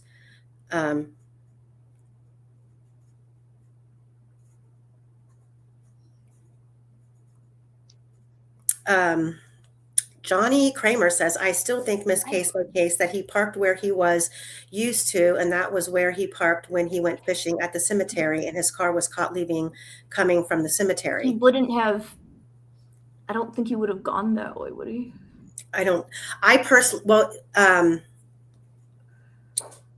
We would have seen it coming and going, wouldn't we? Not just one. You would have seen it coming and going. If that was the route that he would have taken, if he was trying to avoid cameras, why would he avoid them coming in but not avoid them leaving? And I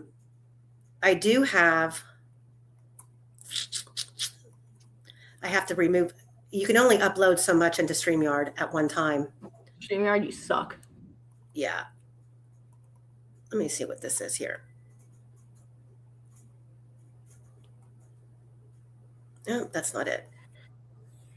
Yeah, so they capture a couple different cars actually going from the cemetery, and one of them that we actually have a witness saying that they saw it going in was Fred Coghill's. And so like I feel like it would have been really a lot less inconspicuous if he had parked at the cemetery, because I feel like Fred Coghill would have seen it, right? Pat Brown would see if he was still there later on. Got a lot of different people, and that's another point of contention when we actually have this. Can you see my screen? Files. Oh, wait, no, spreadsheet. Yeah, it's a spreadsheet. This is a spreadsheet of all of the cameras that the state listed that they had recovered from town in the surrounding area. Oh shit, yeah, I think I made this. Yeah, you did. I took it with me to Delphi to take pictures of these locations. Oh shit, cool. Yeah, you did. But these are all of the cameras, guys. Screenshot this.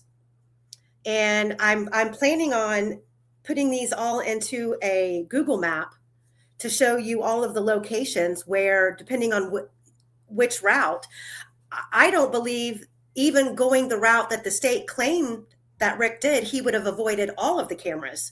But even on his return home, he would have had to have gone through town because he's not seen leaving.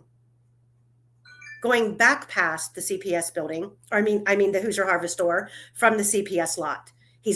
That black car is only seen the one time. Amy, where is all that video? I think we would all love to know that answer. People are asking. I have it. Michael says to check your texts, Amy. Okay. Also, I really, really like the name of the stream when you planned it, Analsis. Someone just messaged me about that.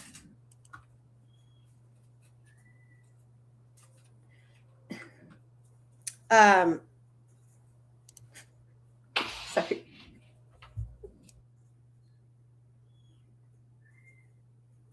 Snooze, yeah. They actually walked with Kathy Allen, Bob did, and she showed him exactly where they usually parked. And so that's what the information Amy is using is based off of. So we're pretty sure that this is where, like, So, yeah. Here's a nice little drop in.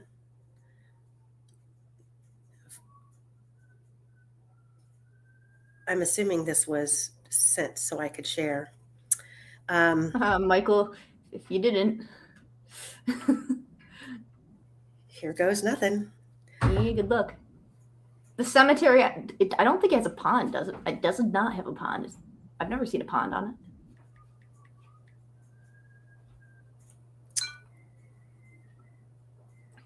Oh. Okay. Okay, I'm going to read this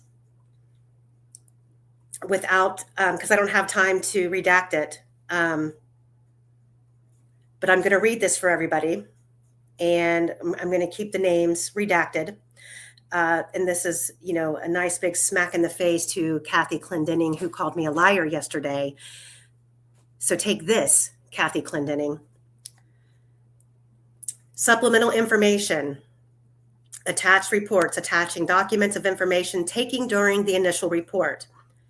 Miss Blank reported to 310 West Main Street, Delphi, Indiana today, advising that she was speaking with a blank about our investigation. She went on to report that Blank's granddaughter, either Cheyenne or Emily Collier, whichever one is the younger one, and in school, was with a friend the day the girls went missing, and they were also on the trail and witnessed the male subject that we have released a photo of. Now, this is the first time I'm seeing this. I will redact it and share it. I'm pissed because this means not only was Emily Collier there, but Emily Collier is related to Cheyenne. Oh, I gotta look into that now. Gosh darn it. Wow. Yeah, but I wouldn't be surprised. Everyone's, good God, guys, I'm at over 1,000 people in this family tree. This is an intake DNI report number 4689. It's a supplemental information. I will redact it and I will post it. But that literally,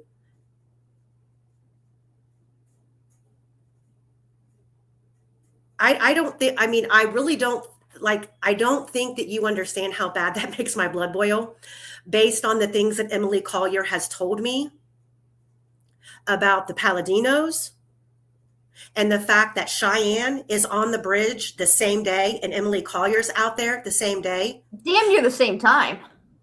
Damn near the same time. As the girls, Cheyenne is. And it's also very much a strong possibility that Emily Collier was out there early in the morning with Krista Burris and her mother and that whole group of people, where all of those photos that Jackson Pierce has posted on his YouTube channel. That needs looked into. Osbrook, I've told you need to go talk to her. She's sitting in Rockville. Jesus. Okay.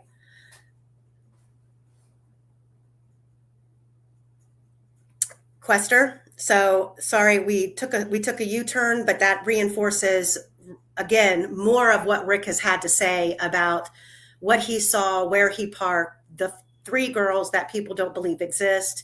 I think we've just proven that they do exist and they were there. So now we're back with Rick Allen entering the trail around 12:05, correct? Correct.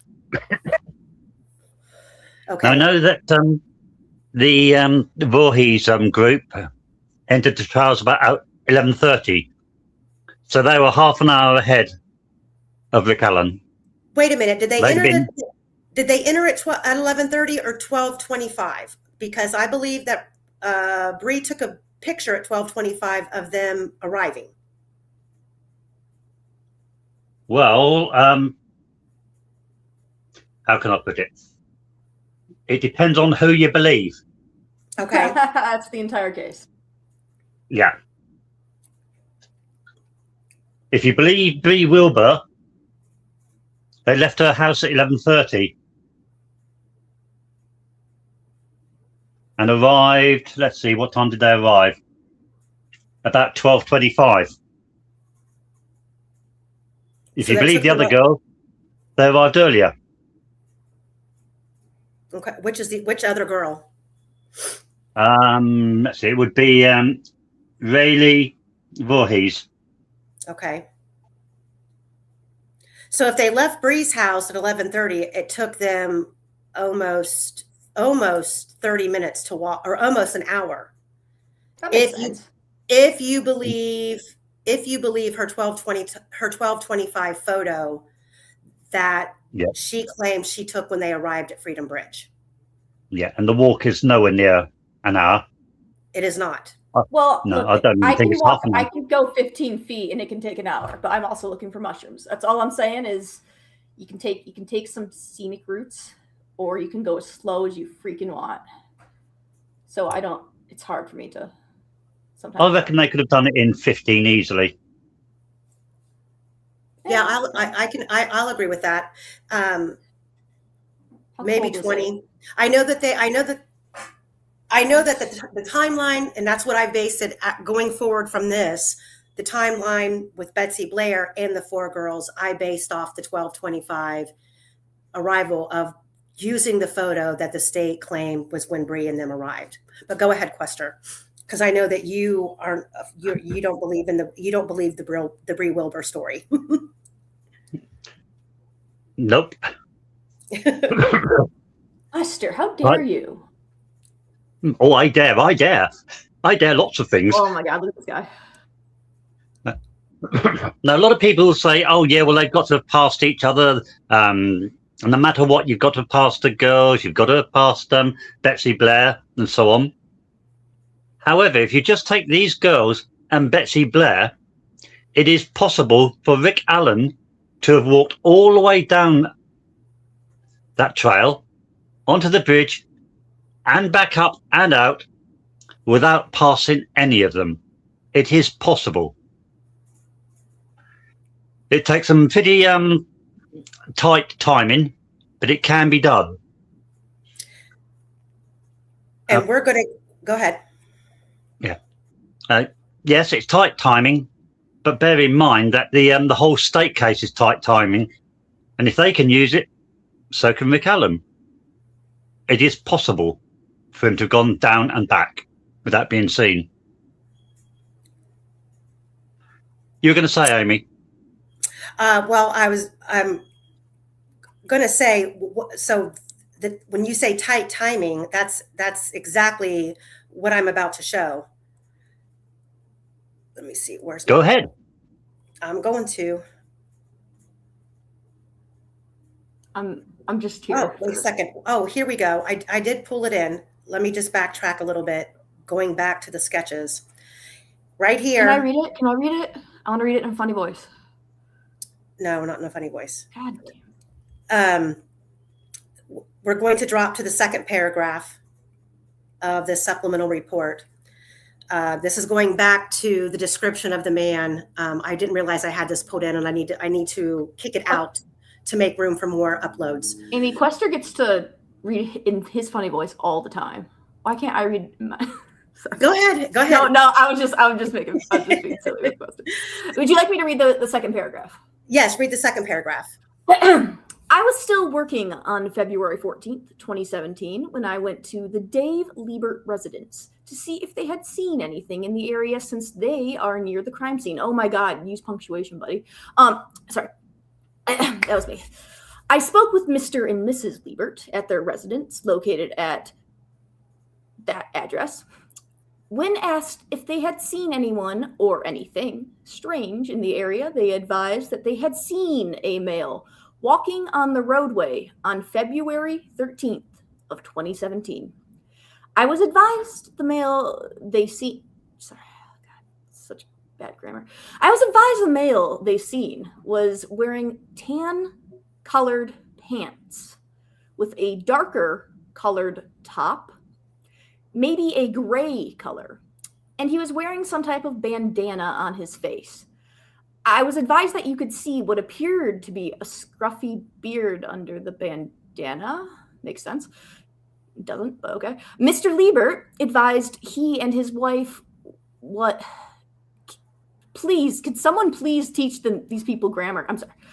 Mr. Liebert advised that he and his wife was going to town, and they noticed this white male walking near their mailbox. I was advised when this male seen them leaving their driveway. He turned and started walking south, which is the opposite way, correct, right? On the roadway, away from their house. The Lieberts, that does not require an apostrophe. Right? I'm sorry. The Lieberts advised they had not seen this person walking in the area before. So, good God, they need training. That was really hard to read. That was brutal. That was to reiterate the difference in what Miss Liebert testified to versus what she stated back on February 14th. And unfortunately, I believe Mr. Liebert has passed away.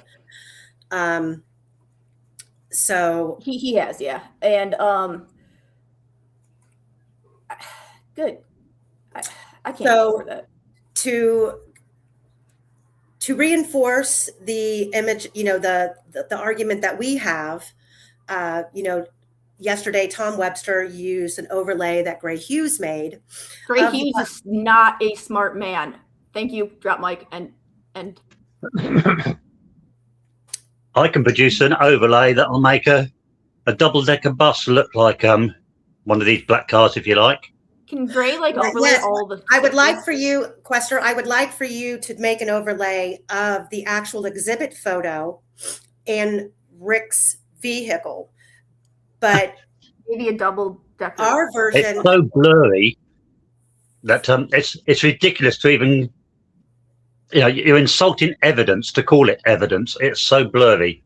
Which is weird. You can just because about make that with a car. Stills from that camera are great. Yeah, the other pictures. It's only Rick's car on. It's only Rick's car that is blurry, and so convenient. It is. Guys, my husband just brought me a brownie batter, like the spoon for it. I love him so much. Shout out to my husband. Where's my little drop mic moment here? Oh my God, I love him. Where to go? Even from those pictures you've got there, you can see the overhang at the back is considerable on the smudge, but it's not there on Rick Allen's car, is it? No, it's not. And we do know. I mean, we know that there's 4 cameras on the Hoosier Harvestor. There's absolutely 4 cameras. And we only get still shots from the worst camera on the building. That is sus to me. And no mention of any of the other cameras. I don't know if you've seen even the worst camera. It's worst camera. But I'm saying, I think that exact same camera has produced better shots. I think it was literally just because it's a picture of a picture. So I think that's the most insane part to me is the fact that they're just this is the most pivotal piece of footage, guys. It's okay. It's blurry. It's not as good as all the other pieces. It'll do. Yeah, because looking, you look at Kelsey's photograph of her vehicle right here. Like at 4K. I love my husband so much. Let me see. Oh, that's not it. Hold on. Amy, don't do. Sorry. It's like a Indie Cindy. It's a picture printed off of a shitty printer of a screenshot of a computer screen, which is incredible. Just look at this. Look at this quality, guys. This top one is supposed to be Kelsey's car, and the bottom one is supposed to be Rick's. And look at the size of the 2 cars. Size Rick's is about half. Yeah. That's how you use it. I'm sorry. One seems much further away. If this is the same camera angle, the one on the bottom appears to be much further away than the one on the top. And why would that be? Because it's a different camera. Yeah, you're right. Never mind. It's a different camera. Fuck me. Oh, she just showed her No, I'm sorry. Okay, where am I at? Where am I at? Where am I at? Where am I at? Just give me a chalk up. I'm gonna be on a sugar high now. I'm getting dizzy. Okay. So we have Rick's car, and this was made by Yellow Jacket. Anyone know the year of the Bonneville? Sorry, I know she's been asking this for like 2 weeks now, so I really just wanted to. I have no idea. I'm not certain of it, but something in the back of my mind is saying 2015. Emily Ann is not a real female, or I don't know, maybe her pictures were real, but that was Keegan Kline pretending to be a female. Yeah, that was one of his pseudonyms. Oh, I got some clips or some newspaper clippings about that, by the way. I'll send it to you right. Indy Cindy is saying that top photo of what's supposed to be Kelsey's car she says the top photo is clearly a Pontiac SSEI. Well, we're going to have to dig into that. It's supposed to be a Toyota. Sorry, a Bonneville. And there's a whole discrepancy over what was said at trial, which is why it's important that we have the audio from the trial, because Kelsey said one thing and then mom's or grandma said another thing, right? That's what was reported, that some people heard. I believe it was Kelsey testify that she was driving a Mazda, and Becky Patty claimed that she was driving the Bonneville. And when we got the trial transcripts, the court reporter conveniently, well, I'm not going to say conveniently, maybe somebody who reported from the courtroom heard it wrong, but in the trial transcripts, the court reporter stated that they both testified that it was a Bonneville. Yeah, Andrea reported something different. That's your report of discrepancy. But on Rick Allen's car, the focus is on taking from the blurry clip of the photo that we have available. The rear wheel close to the tail light is much further from the tail light than it is on Rick's actual physical car sitting in his garage. This photo was taken during the search warrant of his vehicle in the garage. The bottom photo is from the still shot from the Hoosier Harvester camera, and you can see that the two don't match up. The tail light in the distance. Perspective doesn't do this. Just a different perspective will not do this. It's literally physically in a different place, guys. I'm sorry, I interrupted Amy again. Please. No, that's okay. Cast me away to the shadow realm. So I took this screenshot from Tom Webster's video yesterday, and I like how he timestamps 127 on the picture of Rick's vehicle at the CVS lot as if it's confirmed. I know the state says it is, but let's be honest here. Look at all four of these vehicles. Oh, Amy, one sec. Snooze, who know who that is. Yeah, I wasn't sure if everyone else did, but she was there, so she said she said Mazda. I have it in my notes and got for talking about it right then and there. And I was like, what? She gave the wrong answer, I said.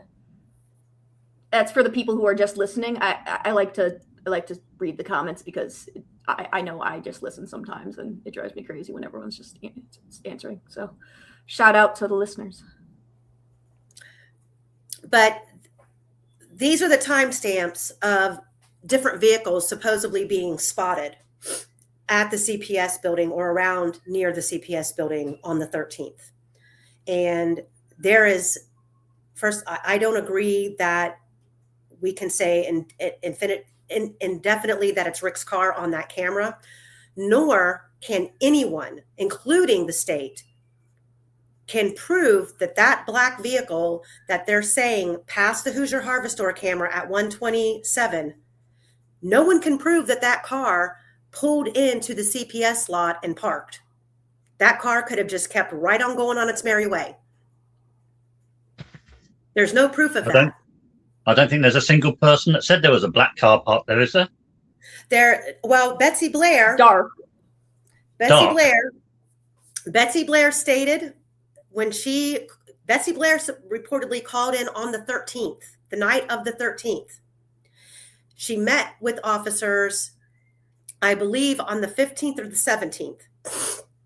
And she described seeing a vehicle, and I'm going to jump ahead just a little bit. When she is seen leaving the trail, leaving on the Hoosier Harvest Store camera that is time-stamped by the state of 2/18, she claimed the only vehicle at the CPS lot at that time was a light-colored vehicle that looked like her father's vehicle. That's why she remembered it. It was resembling a 65 Comet with pointy edges.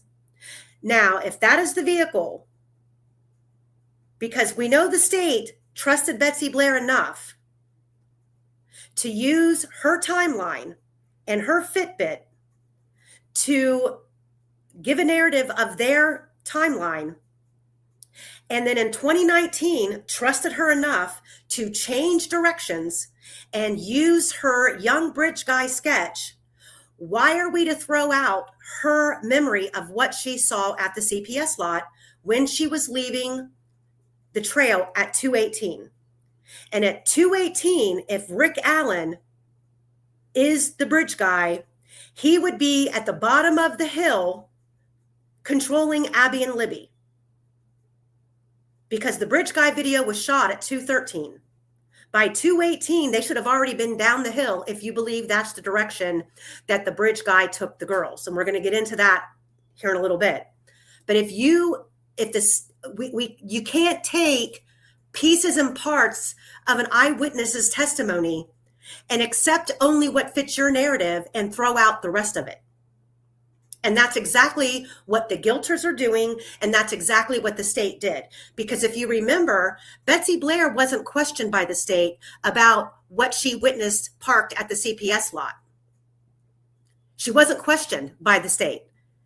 The judge made the defense team recall Betsy Blair to get that line of questioning in about the Comet-style vehicle that she saw parked there. And to boost that whole car scenario problem, not one time in the course of 7 years did we ever hear law enforcement state they were looking for a small hatchback black vehicle or the driver of that black vehicle. And on top of that, I do have a law enforcement source from Carroll County who has stated, and you can believe me or not, that law enforcement back then, after the Hoosier Harvest Store camera footage was obtained, that they had identified every driver of every vehicle seen on that camera. Back in 2017. Yeah, no, I've heard that one before too. Oh, I'm sorry. Well, not everyone. They didn't tell us about the UPS van, did they? Oh. No. Do you want to talk about the UPS man, Quester? No. Can if you like. Sure. The UPS man who drove his van into the Harvest Store car park at 1 o'clock to make a delivery. If I recall, didn't the camera magically shift the time, like, to be a lot more accurate then? And then it went back to being really inaccurate, according to the state? Well, I presume UPS vans are so small that the camera can miss them. That's what I've heard too. I've heard that. Yeah. No one's ever seen one. They're mythical. Well, there is a time discrepancy on the UPS guy when they deliver a package. There's a timestamp, and there was a discrepancy, and I'd have to go back and pull it up. Quester, I think that you keep better like file labels than I do. Sometimes I have to dig for things because I have things kind of spread out. Plus, I work off of 2 laptops, so if you have the documentation on that, that would be great. Hey, so Can we just give all the stuff that we have, like that's a mess, to Quester and he can organize it? Asking for a friend. Yeah, I've got nothing else to do with my life. Go ahead. I know, I would think so, because when I'm looking for when I'm trying to cram and I'm like, oh, I need this, I'll pop him a message like, hey, and within like 5 minutes I have it. I love him so much. Him and All Eyes. Good God. Mm-hmm. But these are the vehicles that were reported. There was somebody at 228 who claimed that they did see like a smart car, but this smart car wasn't there at 218 when Betsy Blair was passing the Hoosier Harvest Store camera, and by 219 when she would have been passing the CPS building. Bottom line. Did you know though, Amy, that UPS driver said that at 10 minutes past 1, he saw a dark sedan stroke crossover parked close to the trailhead. Stop it. Well, we've never heard about that car. We've never seen the images of Daniel Pearson's vehicle arriving. We've never seen Cheyenne's vehicle arriving. We've never seen David McCain's vehicle arriving. We've never seen Derek German's vehicle arriving.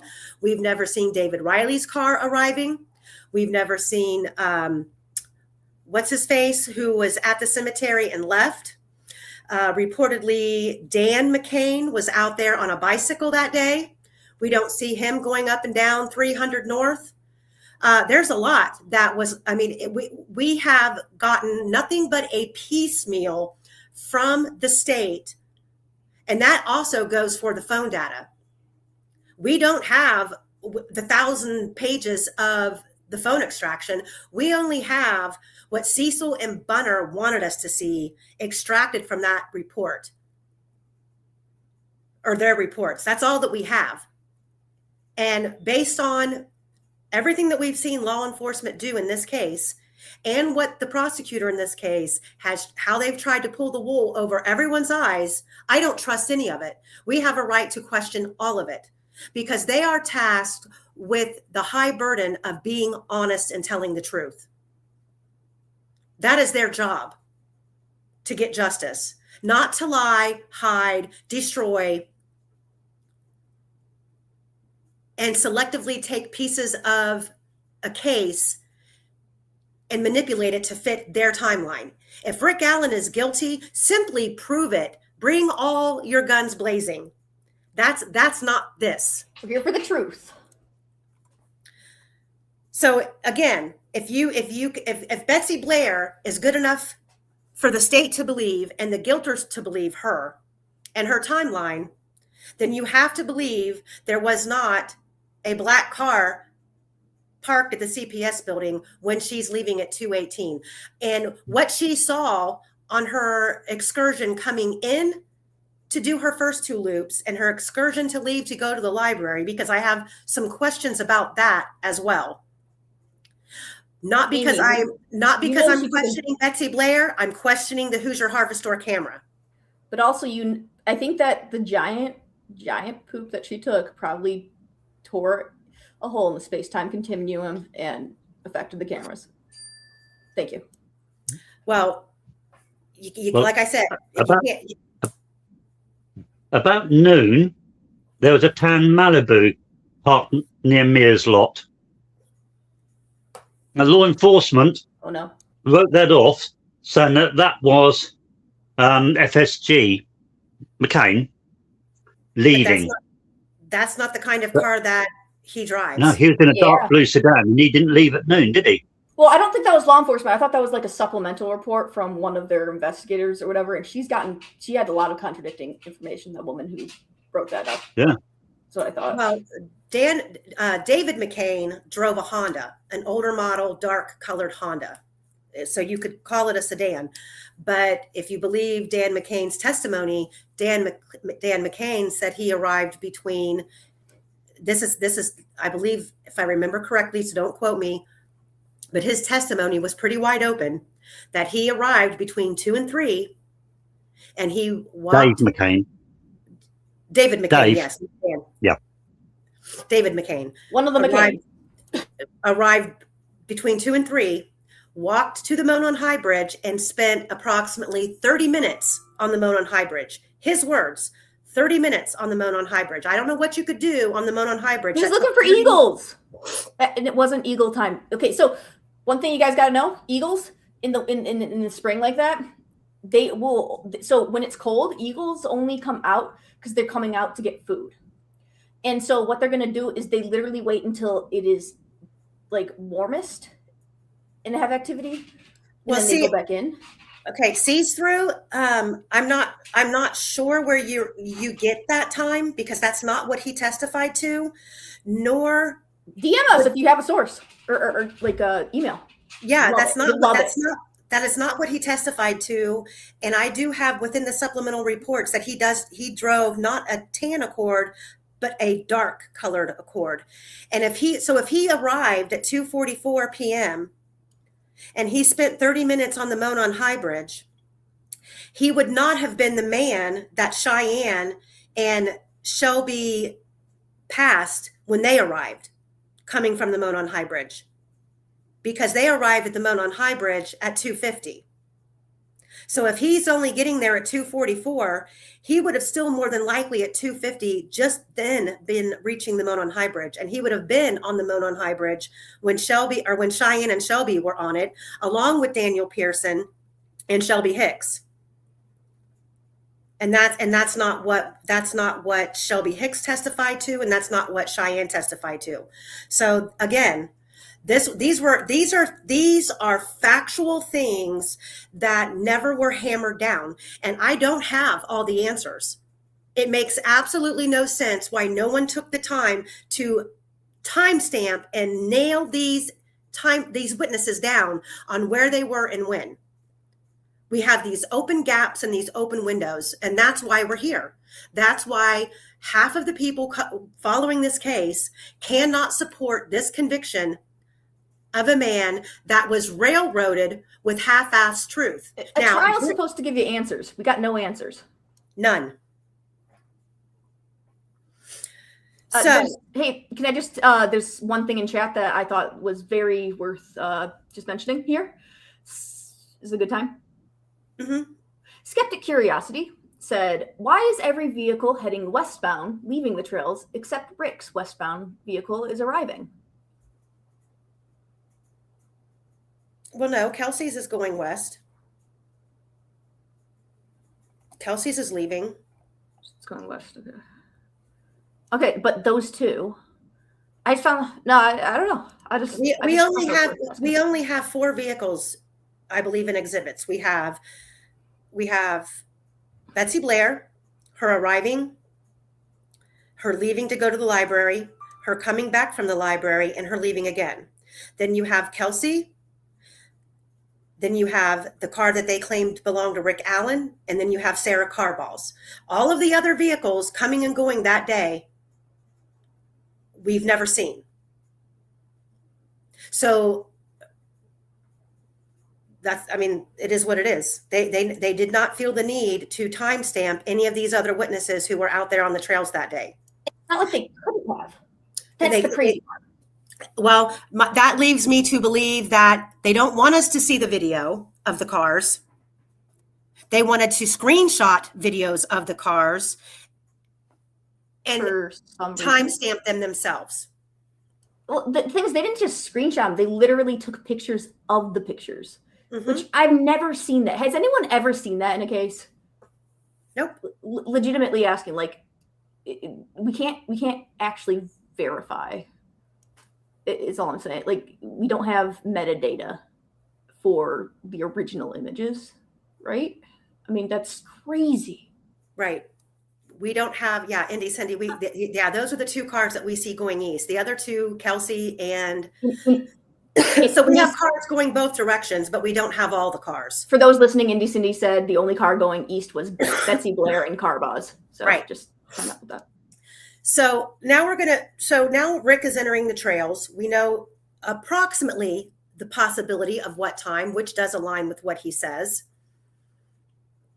Now we're going to talk about another supplemental report that came in around 1:00.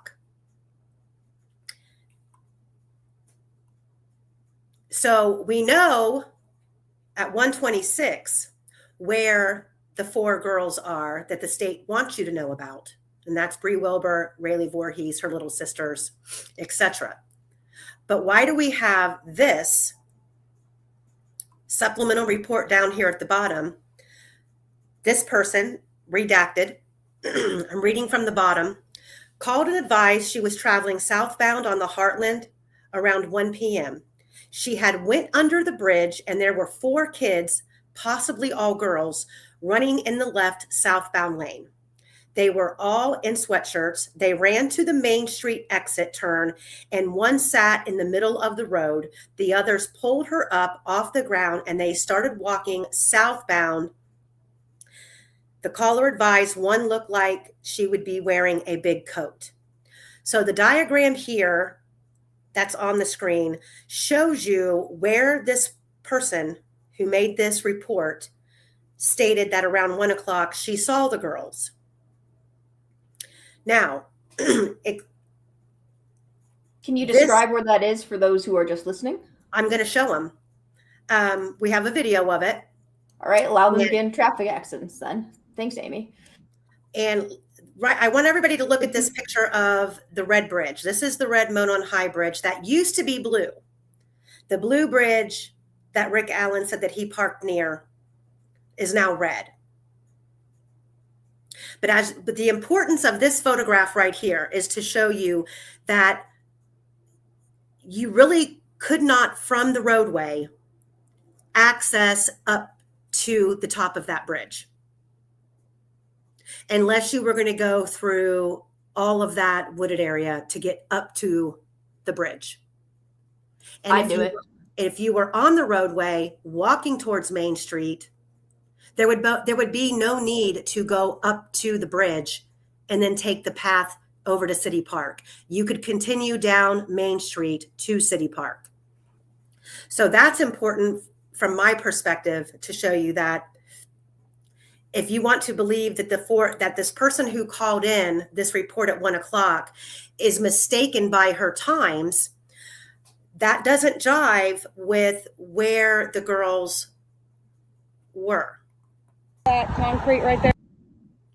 So let me back this up just a little bit. So this is coming off of Freedom Bridge.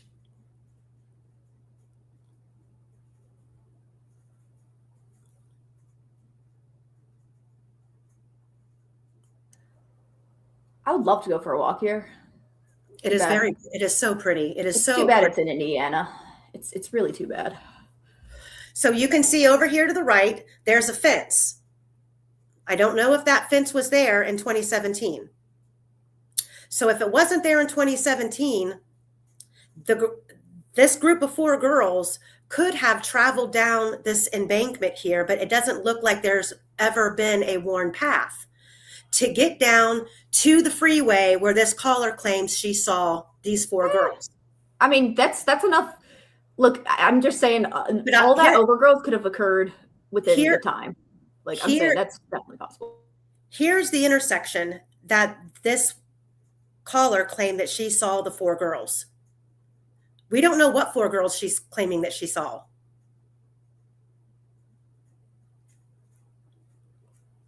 This was around 1 o'clock that she claims that she saw this.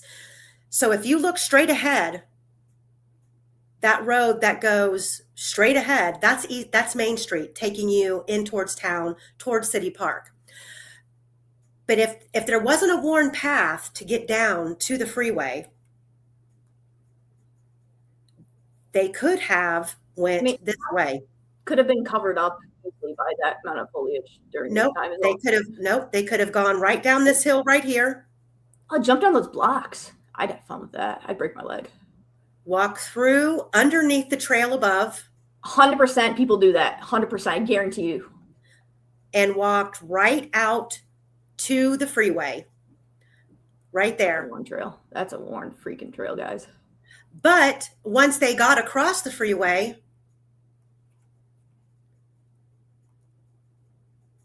if that 4-girl group was the Bree Wilbur and Rayleigh Voorhees group, how were they up on the Freedom, up there on this railroad bridge when Betsy Blair is returning from the library where she claims she saw 4 girls.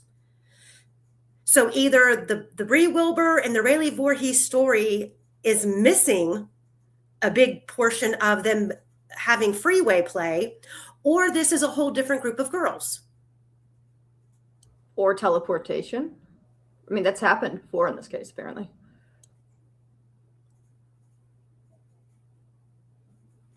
Yeah, Bree and Rayleigh did leave earlier.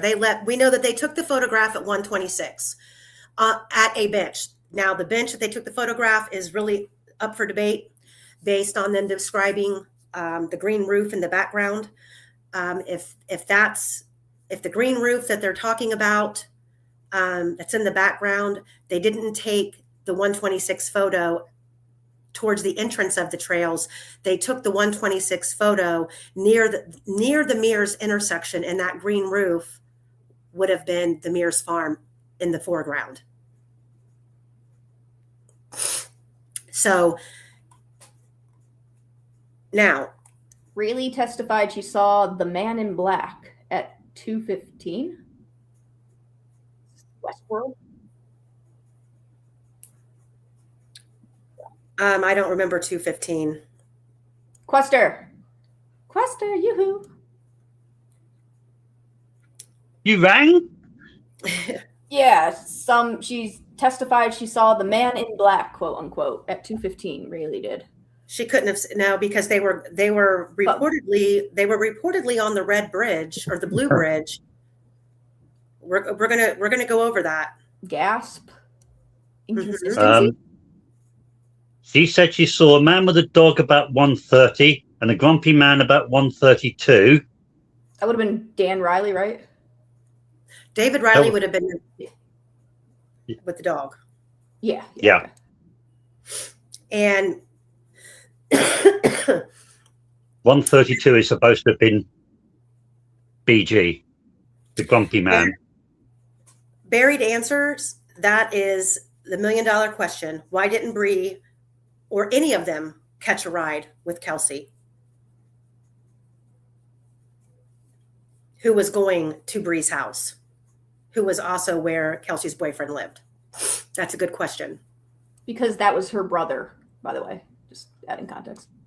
Yeah, and Precascent, you're right. There is a lot missing, especially from Bree's testimony, because Rayleigh testified about when they arrived at the Monon High Bridge, how they went down the right side of the Monon High Bridge, down under the bridge, and took photographs. I believe Bree left that part out of her testimony. So we're going to move on. Why would you do that? We're going to move on because we're not going to be on here for 6 hours today. So let's talk about Betsy Blair. We know what her established times on the trail are. 12:02 p.m. Betsy Blair arrives at the trail area. Guys, screenshot this because if I have any of this wrong, please let me know. She Someone arrived. already said that Dave Riley arrived at 2:30 p.m. Quester, what time did Dave Riley arrive? Making sure that you got that right first before we start. Well, I don't have David Riley factored into any of this. Oh well. Quester. David Riley. Let's see. I don't have the time for his arrival. Sees through said he arrived I've at got to 2:30. find that he saw them about 3 o'clock. He saw who about 3 girls. Remember, at 3:10, he was leaving Horizon Vets. And that's where Kathy Allen works, by the way. Isn't that funny? Yeah. Everything's connected. Yeah. Well, Think how long it takes to get from Mears to the Vets. By car. Yeah. How long, Quester? About 15, 20 minutes. Guys, inconsistency. Okay, well, Betsy Blair, we know, arrives at 12:02 based on the state's exhibits. That's when she's passing the Hoosier Harvest store camera. And between 12:02 p.m. and 1:15, she does 2 loops. Underneath this time slot is her listed description of the route that she walks. She gets to the Mears lot. She comes up to the trail intersection. She turns left. She goes to the high bridge, to the barricade. She turns around, heads back towards the Mears intersection. Then she turns left and goes down the lower loop, which is the Niches trail.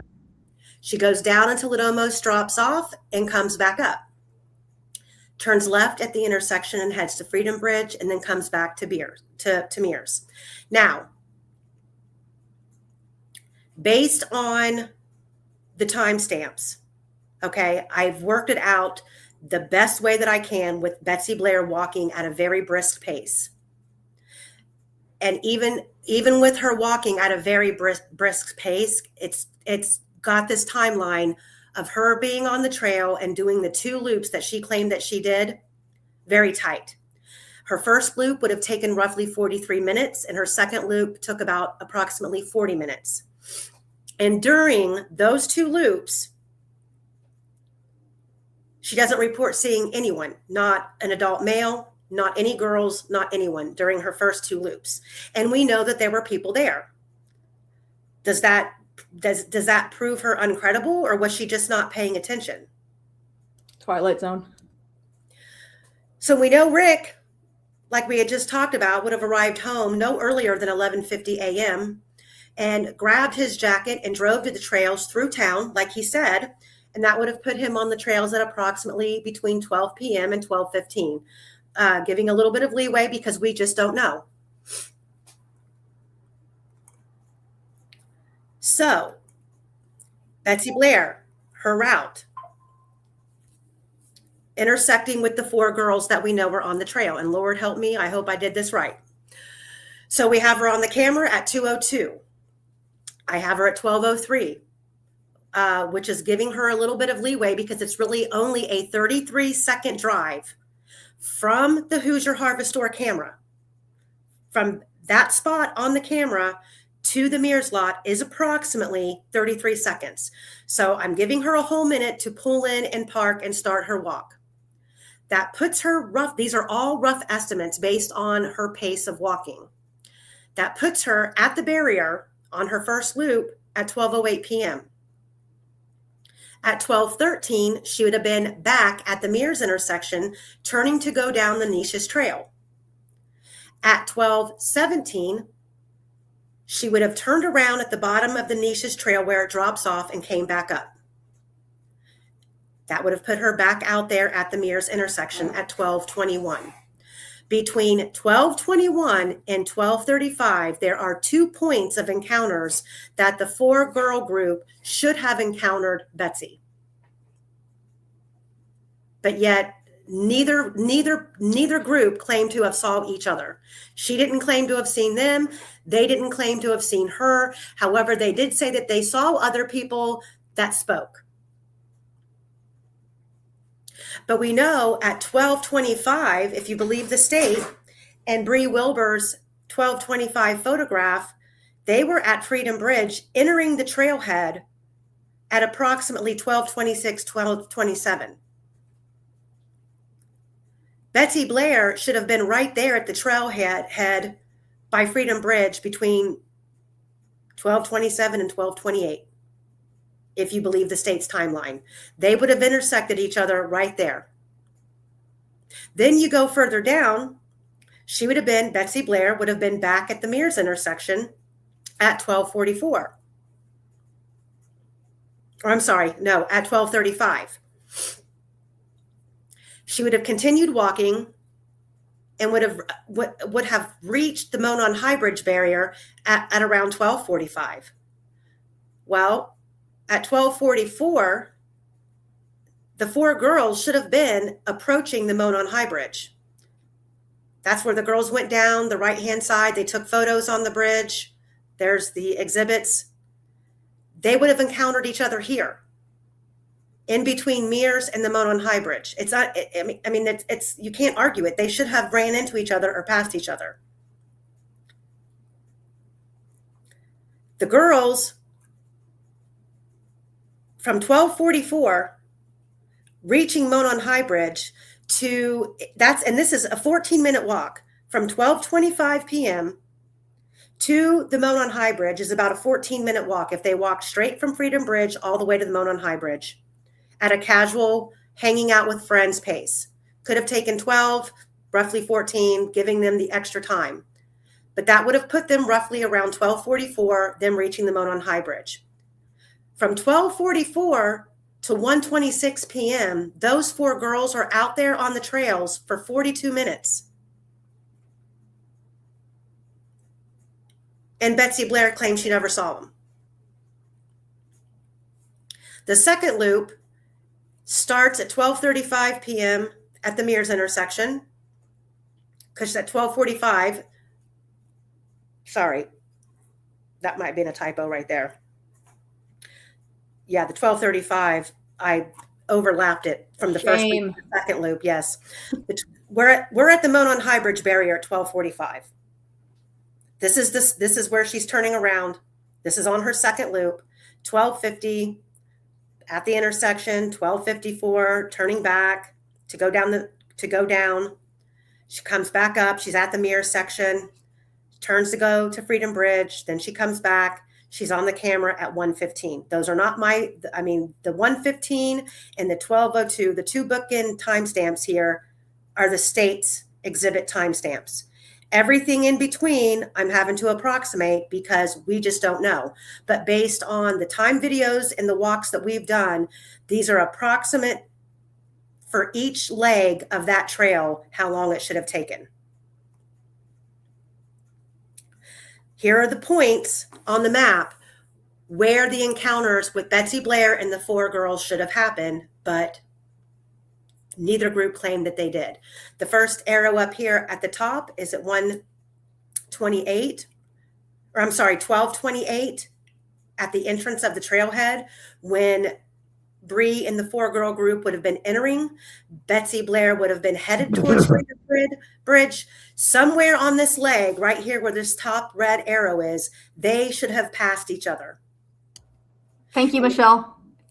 And then again down here on the second portion, the second leg of the trail, at any one of these red arrow plots on this trail, they could have encountered each other because Betsy Blair would have been turning around at the Monon High Bridge barrier, heading back towards the intersection at Mears when the 4 girls should have been approaching the Monon High Bridge. So do we throw out the baby and all the bathwater because these groups don't really identify seeing each other? Does that make Betsy Blair unreliable? Because, your Fitbit then, right? We've got to take the good and the bad and the ugly when it comes to a witness's statement. And really, in all actuality, all of this right here is really irrelevant because Abby and Libby haven't even arrived on the trails yet. I hate this case. Oh. I love this case. I hate this case so much. Let me see here. Where am I going to next? What do I got next? Oh. Oh, that's cool, Moss. Moss. Oh, thank you, Michelle. Michelle, she always does so much. Thank you. She's like Oprah for the channel. You get a membership and you get a God, I love it. We should like have a little clip that you can play every time she gives out memberships. I know. I need to get her a gift card because she's gifted so many memberships here. I offered 3D print something. She didn't want it. If you guys received a membership, thank Michelle. Or else. So does anybody have any Quester? What are your thoughts on this? Does anybody have any questions about this? Does it make sense? Am I off? Because wait. I spent about 3 hours on it. Indiana litigation examiner, the user said, Fitbit data was given to law enforcement by Betsy Blair, printed the data, nothing collected and verified. Is that true? Oh, that's the first I've heard that. I mean, yeah, there is a graph of her Fitbit, but her How does Fitbit anyone also do that? her Fitbit also has her, if I remember correctly, also has her walking while she's in her car. And we're gonna go over that. You don't walk while you're in the car? I don't know. Oh shit. Well, it's interesting how you can rely on Libby's phone's Fitbit, but you can't rely on Betsy Blair's. Apple according Health to apparently. Obviously, Apple make two different versions, one that's reliable and one that's not. Well, I'm pretty sure Fitbit isn't an Apple. I think it's like Garmin. Yeah, it's a Garment, but Yeah, you know what I mean. Yeah. Well, one's based on GPS more. I think that's the Fitbit. Well, not necessarily like Garmin. I think the newer ones definitely, but the Fitbit Day is more based on the highs and lows, is what they. Oh yes, GPS is very unreliable. Slick said. Yes, he's an expert. He's an idiot. Dare! How dare you, Quester? Oh my god! Thank you, Michelle. So, I mean, it's highly unlikely that they didn't encounter each other or pass each other. It just goes to show you that people can be walking on these trails and be caught up in a conversation or on their phone, focused on something in their head. As you know, Betsy Blair came out here to stay fit.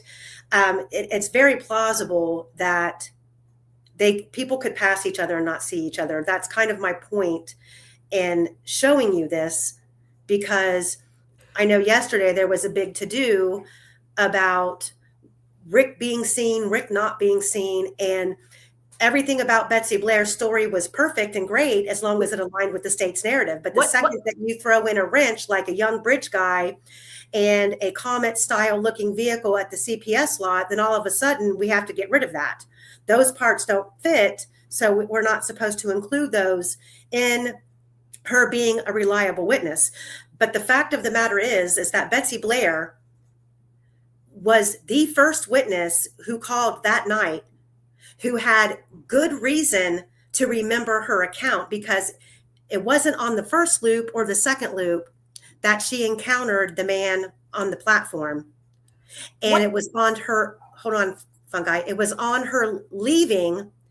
And the fact that seeing the Comet, the memory of her father's car triggered the memory of what she was looking at. That to me is sustainable. That to me is believable. But what's also not believable is that Rick Allen's car was parked there and Betsy Blair not see it. And back in 2017, Betsy Blair described to law enforcement, and Andrew Baldwin did a good job on pulling out this report at trial to refresh her memory about saying the vehicle that she saw at the CPS building was not black. So at 2:18, she's passing the Hoosier Harvest Store camera. At 2:18, Abby and Libby have already been taken down a hill or taken somewhere after the 2:13 video was shot. So if Rick's car is not sitting at the CPS lot, how is it Rick on the bridge? That's my question. What colors were the jackets of the girls, Bree and her friends? What colors were they wearing? I have no idea. I'm saying I'm just trying to find those pictures because I think it's super. I think one of them had on a red. Yeah, it's a red. You're not going to miss someone who's wearing a really bright color. You can't. I think it's completely plausible to miss someone who's wearing a darker color, though. It's my own from my own experience. So for everybody who's new here, I'm going to play. First of all, I'm going to play Rick Allen's supposed route, and thank you, Queen of the Hill, for her edits for me. And Fungi, we worked on this video for late night sesh. I've had it sped up. It's only about 10 minutes long, but we're going to break it up into parts. But for everybody who's new here and didn't watch all of the episodes of The Vault, we're going to get into right now some reasonable and unreasonable scenarios. Let me see if I have those listed here. One being,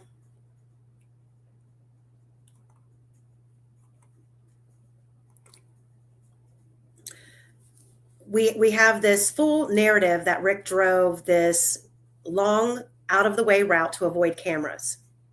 He enters the trail, if you believe the state, wearing a face covering. So if he enters the trail with his face covered, why would he then remove it so a witness could see him?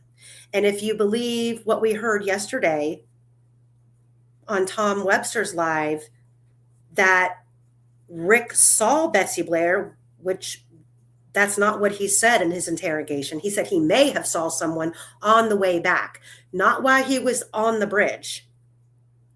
We don't believe it was Rick Allen on the bridge when Betsy Blair was there. But why would he remove his face covering? And then a witness see him. He knows the witness has seen him. And then within 10 minutes, commits a kidnapping of 2 girls. He's done all of this pre-work and pre-preparation to drive out of his way. And then we got into the conversation yesterday on the discussion with Tom Webster and the attorneys about supposedly Rick Allen's on the first platform waiting for Abby and Libby. He comes off the bridge and he hides. Well, someone would only do that if they knew the girls were coming. There is absolutely no proof. There is absolutely no proof that Richard Allen ever had any communication with Abby and Libby. And that came out of the fat ass horse's mouth, under oath, on the stand, Jerry Holman. No digital evidence, nothing that connects Rick Allen to Abby and Libby. Social media wise, computer wise, nothing. So that's taking a major leap and major speculation to say that Rick Allen was on the first platform and knew Abby and Libby were coming. So he came off the bridge after being seen because he was so stupid and took his face mask off and hid to let Abby and Libby pass, cross the bridge because he knew that's what they would do. He's got telepathy now. He's thinking what the girls are thinking, that they're going there to cross the bridge. So he's going to go hide and wait for them to get more than halfway across the bridge because this person is not in the foreground of the 207 photo. If you believe that 207 photo was taken at 207 of Abby on the bridge, there's no one behind her. The person on the bridge knew the girls were coming. I would bet my life on it. And it wasn't Rick Allen. It was somebody else. Oh, and we know that Keegan Kline had been in communication with Abby. Jerry Holman confirms this, and he still believes it to this day. I know this as a fact. He believes that that Keegan Kline was the last one to talk to those girls, and they were there for the purpose of meeting whoever was on that account. I can't say how I know. I know this though. He's all but said that in his deposition. He has multiple interviews, but I'm saying to this day he still believes that, which really crazy to me. Well, in his deposition that just came out not too long ago, Jerry Holman states that Keegan Kline told him that him and his dad's friend did this. Jerry Holman says that before trial in a deposition, which is exactly what Reese Davis said. Before Reese Davis started writing letters to the prosecutor, Reese Davis is not a liar. Reese Davis has asked for nothing in exchange for this information. And furthermore, there is reportedly another inmate who was in prison with Ron Logan when Ron Logan was there, that Ron Logan also told this information to, but has never come forward. And I don't know. I don't know if he will. So I won't release his name. So, yeah, I know. I seen that. Tom said that Keegan Klein said Reese was a loser. I'm sorry, but I hold absolutely no credible weight to anything that Keegan has to say. I do believe Reese, when Reese says, pull the goddamn videotapes from our pod in the prison, you will see Keegan at my door. There were handwritten letters that Keegan provided to Reese when Reese's roommate was in the cell with Reese and Keegan didn't want to talk. Keegan would write and send him what they call a kite.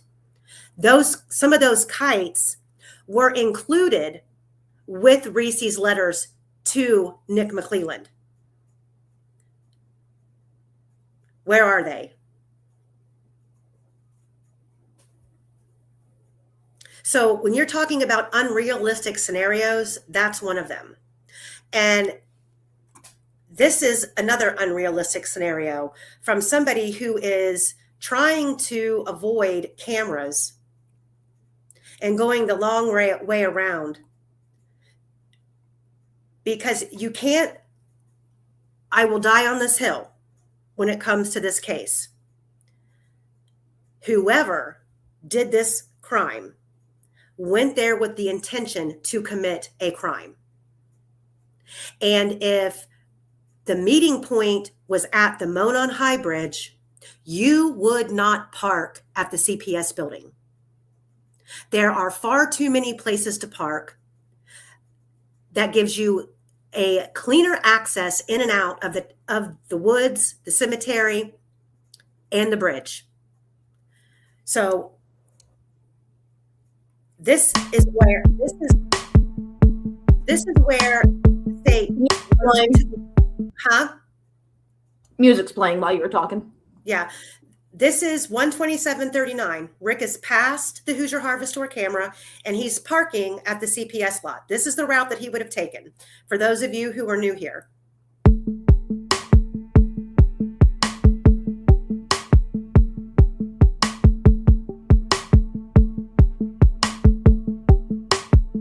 Out on 300 North, walking in the wide open for all to see, anybody driving by.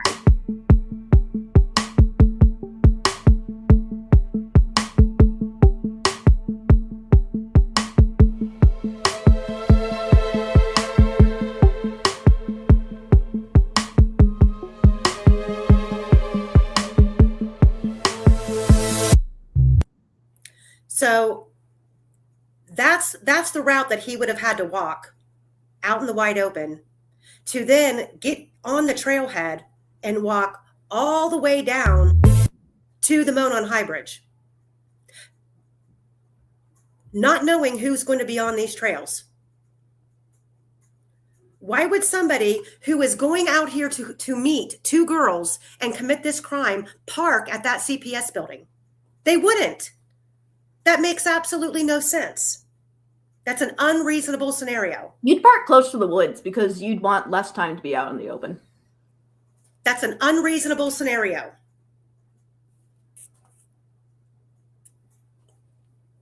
So all of this pathway that you're seeing here walk, this would be the path that the person that they want you to believe parked at the CPS building was walking to encounter God knows who, not wanting to be seen.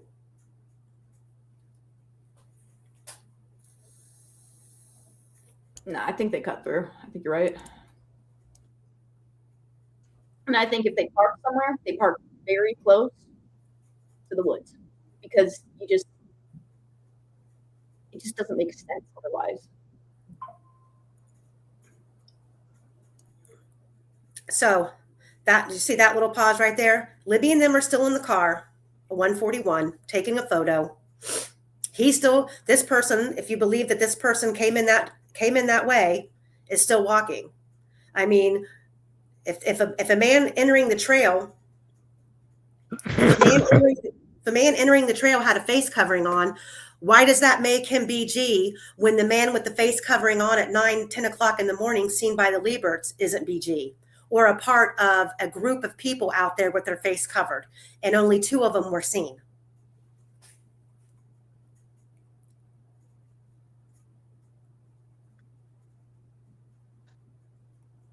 So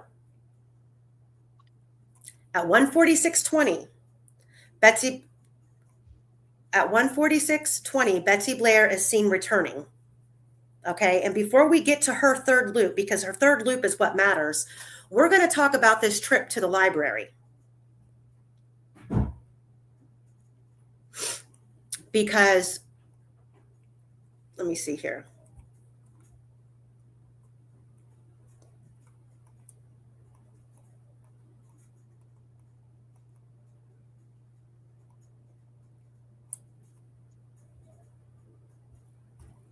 What did I do with it?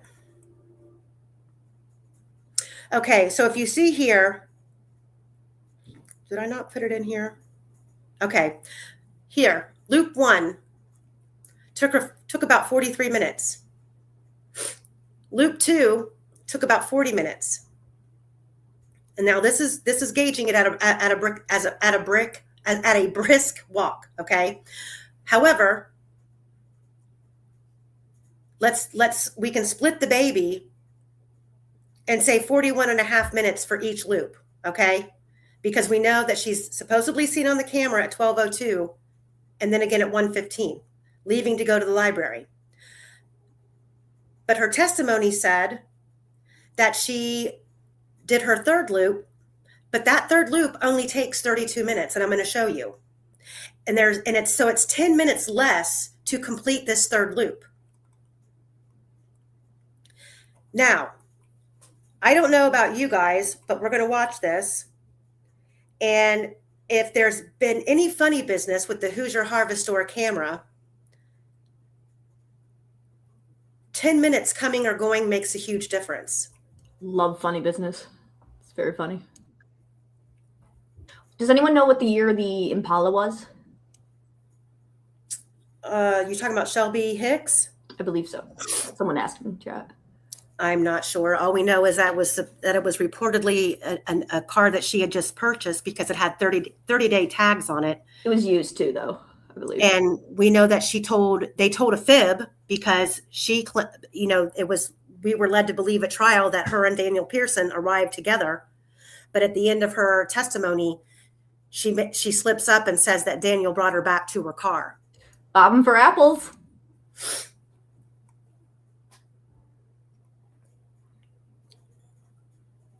If you know, you know. Got it. Right. Hold on. Where'd my little video go? The autopsies have not been released, and I do not believe they ever will. Nope. Okay, so now we're going to get past this point. Okay. Right here. 1:15:46 is when Betsy Blair is seen leaving on the Hoosier Harvestor camera to go to the library at 1:15. Now this video is sped up, but so is the time. Watch how long it takes to get to the library. We give her ample amount of time to go into the library, use the restroom, and come back. If you're a normal person, it doesn't take you 30 minutes to get to the library. The library is 4 minutes away. That's it, 4 minutes. Listen, some people take a while in the bathroom, okay, Amy? Don't judge.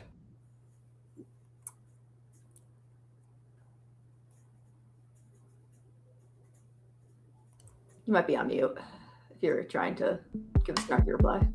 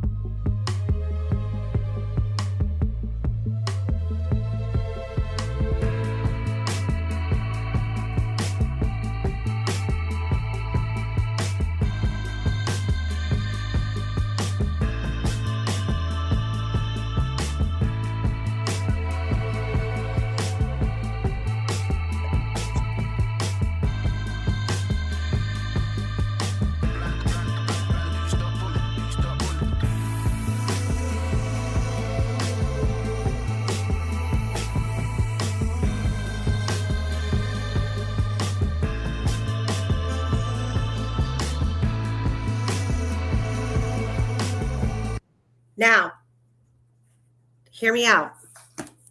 This is not when Betsy Blair reportedly, according to the state, saw the girls on the bridge. This is only the time that Betsy Blair would have saw the girls on the bridge if we are going to explain this 10 minutes of missing time. And this 10 minutes of missing time is going to make a difference when we get back to her third loop.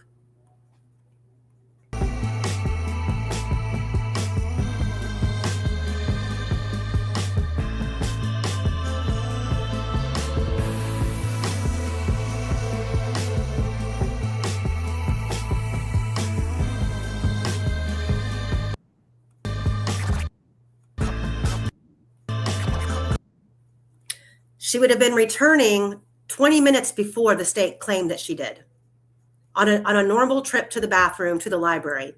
Give her an additional 10 minutes of leeway. That still puts her 10 minutes ahead of schedule, which to me leans me personally towards the Hoosier Harvestor camera timestamps being played with. And I'm going to show you why.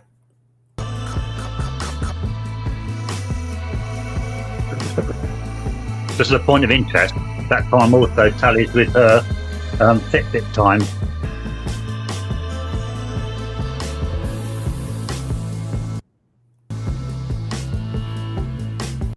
This is based on a normal scenario, not with the extra 20 minutes. So now we're going to jump ahead to, we know Betsy Blair was seen returning on the Hoosier Harvestor camera at 1:46. She pulls into the Mears lot, which we can't do here because of the gate. So we give her, we speed up the clock. We have her starting her walking route for her third loop at 1:47. Let's just get past this point.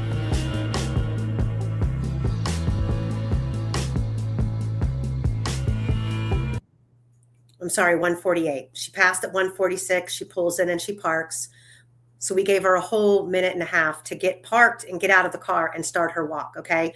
So if you're going to swimish about 1 minute, 30 seconds, then swimish. But when you get to the end of this video, you're going to understand why that 1 minute and 30 seconds really doesn't matter.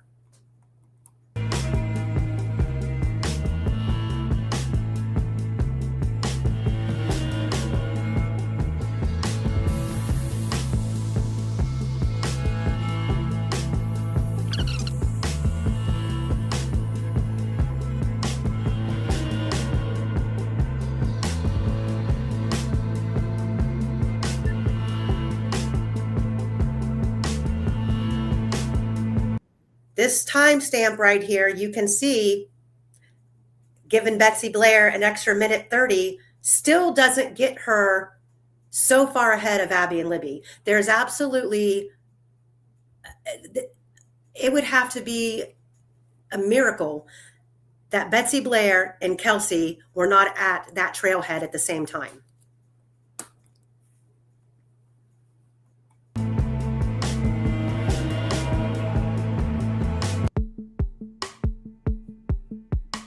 Now this is Betsy Blair walking her full third loop at a brisk pace.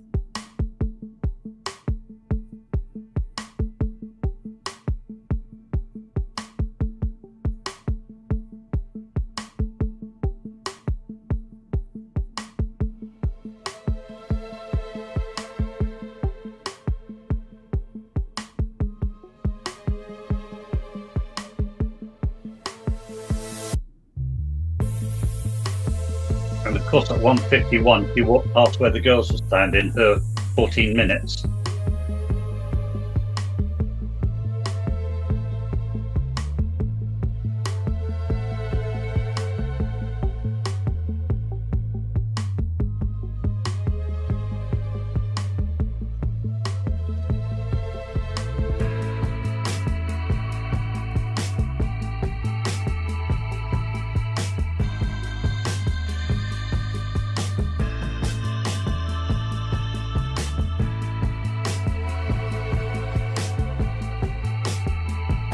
Going down the Niches Trail, where Betsy Blair describes it drops off and then turns around and comes back up.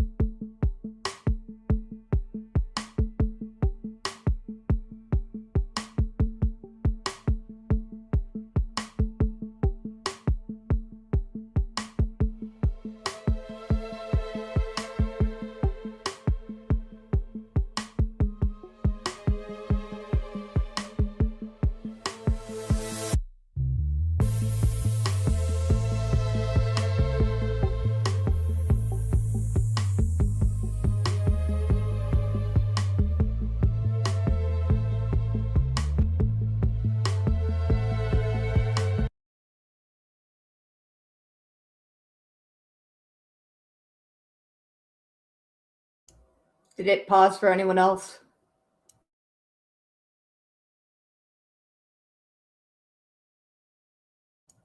Oh, shit.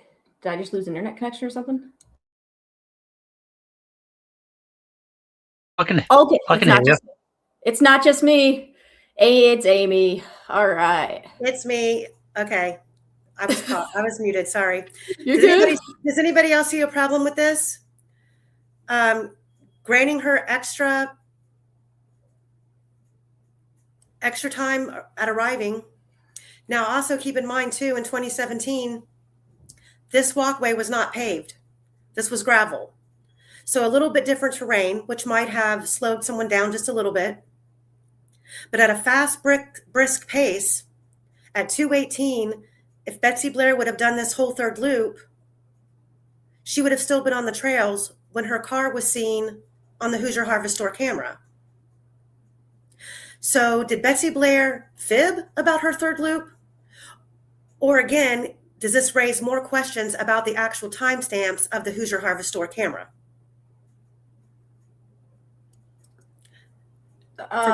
For me, it's the latter. Someone said that in court they don't believe that Betsy. Someone said in court that they don't believe Betsy said she walked all the way to the Freedom Bridge. So could that have accounted for something? I mean, 15 seconds at the most? Because April didn't go all the way to the Freedom Bridge either. She went about halfway to it and then turned around. True that. And let's see.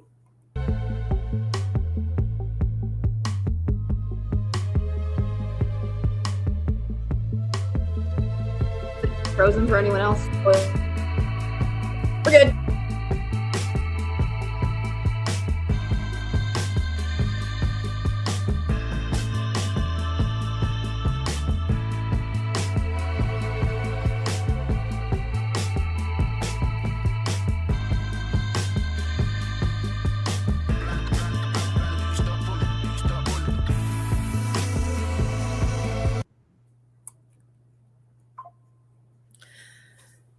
That's a whole almost 6.5 minutes time difference.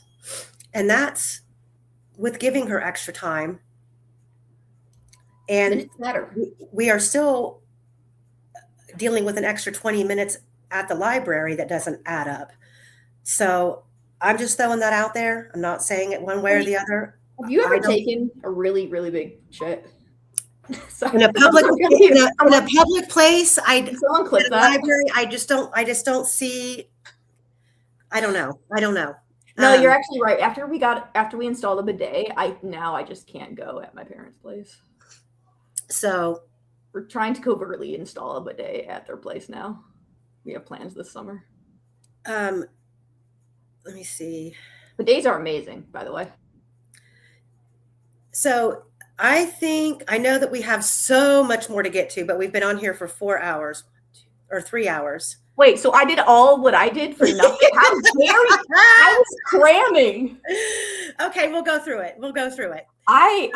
Quester also has crammed, but Quester stuff is, we are still working on going over the phone data stuff, the bridge stuff from last vault. That I want to keep his hard work all together so it all makes sense instead of trying to piecemeal some of it in here. Yeah, but mine's all shitty, so it's okay. You can put mine with this. No, Quester, is it okay if we hold off on your uploads for next vault? Yeah, my clone should still be okay by then. Okay. And do you have what are your thoughts on the time discrepancies on these loops, the trip to the library, and the Hoosier Harvest Store camera timestamps? Oh, quite a few. For a start, I don't believe Betsy Blair did the full walks. She couldn't have done in those times.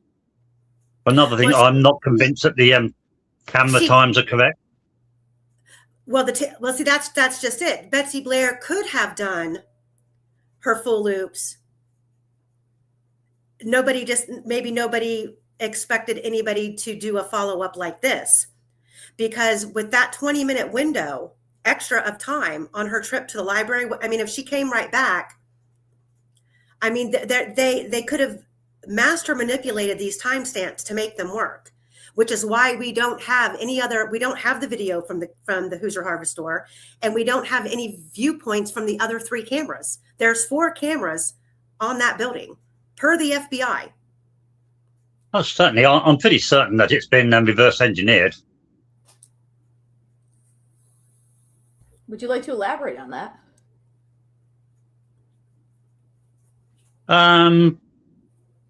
You find a point that you say, for instance, Kelsey German was at Mears at, what was it, 148.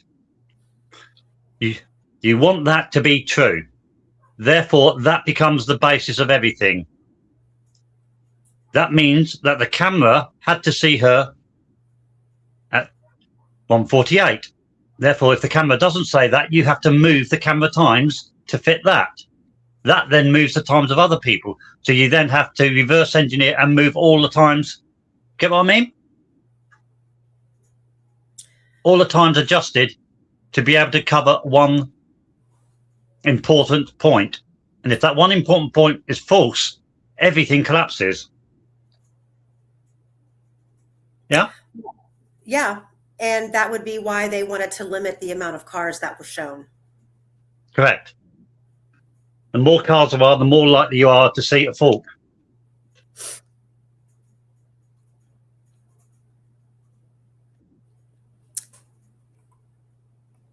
And Back, baby.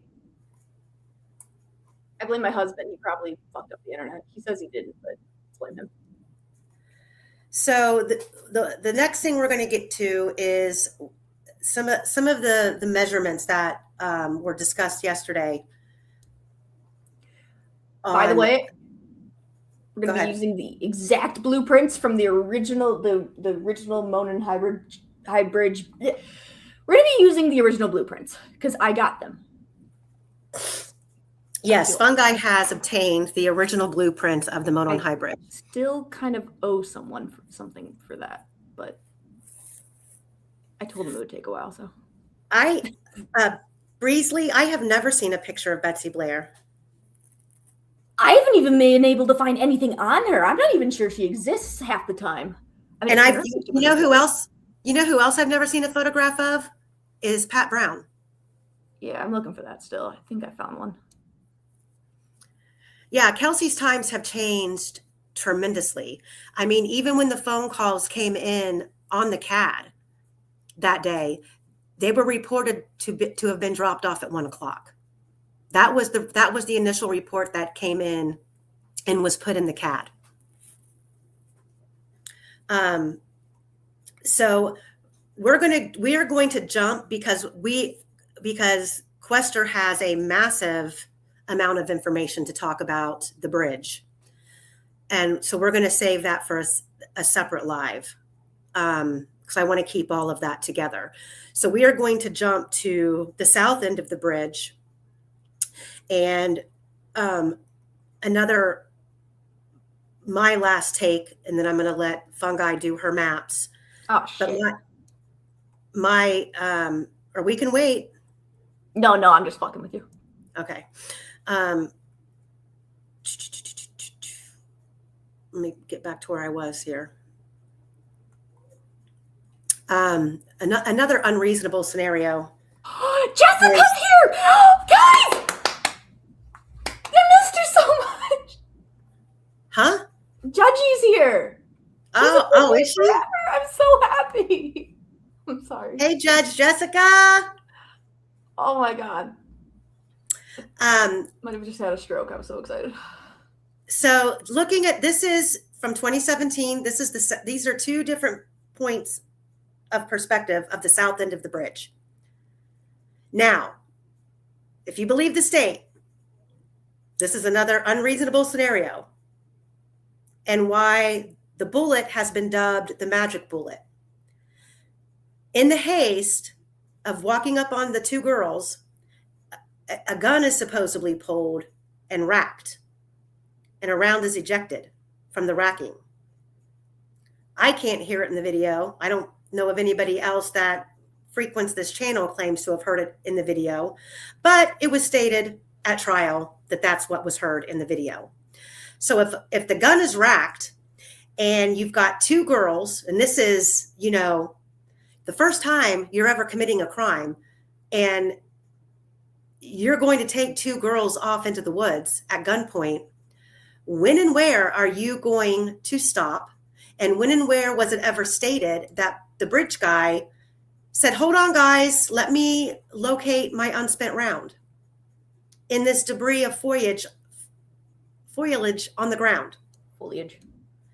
Because if the gun would have been racked, the bullet would have kicked out and went where? In between the trestles on the bridge here? In the gravel? In all of the leaves and debris here on the right-hand side of the bridge and trail? Was he more focused on where that racked round went versus watching the two girls that he just directed down the hill? Is it just the picture, or does that look like it's like really sloped? That like it is. It's very sloped. No, it is very sloped there. You can't tell me. I mean, maybe it got like stuck like with the debris or leaves or tiny or like on the stones, but how does that get over to the crime scene, guys? That's my question. That's why it's been dubbed the magic bullet. It's incredible. And if this person stopped and gathered his bullet, do you think that he watched where that bullet flew to and was just able to reach down really fast and pick it up and stick it in his pocket? I have a hard time finding freaking casings and shit even after, like, when I'm in my treehouse firing, and that's like a closed area. I don't see this happening. Well, the other thing is, so there's a, I believe it was 2018, someone, or maybe it was 2019, someone actually went, tried to go to the route that they, the girls would have gone to the crime scene. And one of the pictures this guy took, there were two, I believe they were geese or ducks, like dummy ducks, like plastic or rubber ones that you use as like target practice, literally on the way over to this. So I'm just saying, it's even, you cannot convince me this area wasn't used as a shooting range. This is just how it works. I mean, the topography is perfect. Well, that was the first scream out of Brad Weber's wife when she caught us on the property, was that it's hunting season and we were scaring the deer. Well, you were in black, so like I would have wore a high vibe vest. Oh no, I was in pink. I had a pink sweatshirt on, I believe. Oh well, then you were perfectly fine then. But I thought you guys were all like matching in like the black jackets, which I thought that would have like added the effect of like, oh my god, these guys are like feds. That's why she freaked out. Mm-hmm. Well, Veronica, Bible, I was told a week later the crime scene was closed because a bullet was found by metal detector. Why would a lie be made up a week into the investigation if it didn't happen? Why would they lie about it then at trial? Because they never told us that happened. Well, hold on. I know that. What? I know that we. Oh, hold on one second. Where is it? Oh, is it on my other computer? I think it's on my other computer. Weren't there a lot of like rumors that that's how it occurred though? Like, we know that Barbara McDonald had been in contact with law enforcement because Barbara McDonald was the first one to show us after the Franks motion came out what the stick formations were on the girls. She demonstrated that because she was shown by law enforcement. Then I also have her. I will post it. It's not on this computer, I don't believe. But I do have Barbara McDonald again on Court TV claiming that she was told the bullet was found several days after the crime scene had been taken down. Guys, that would go with what you're saying, Veronica. That would make sense. Mm-hmm. But I mean, why would of all people Barbara McDonald lie about that, and why would she make that up when we know for a fact? I believe you, Veronica, because she showed us the drawing of the stick formations when the Franks came out. There was a news report that on the 17th, the police rushed back out to site to collect something, but they never said what. Well, and I remember too, I was kind of shocked at trial that the crime scene technicians claimed they didn't find any other bullets. And we know that there were multiple rumors that multiple bullets were found out there in the woods. They released pixie dust and it sparkled or some shit like that, right? That was when they were at the crime, but they were using some sort of lighting or like with a metal detector. I know there were people out there with metal detectors. Well, nobody, if this bullet was so important, why wasn't it listed in the search warrant? Why wasn't this caliber of weapon listed in the search warrant for Ron Logan's property?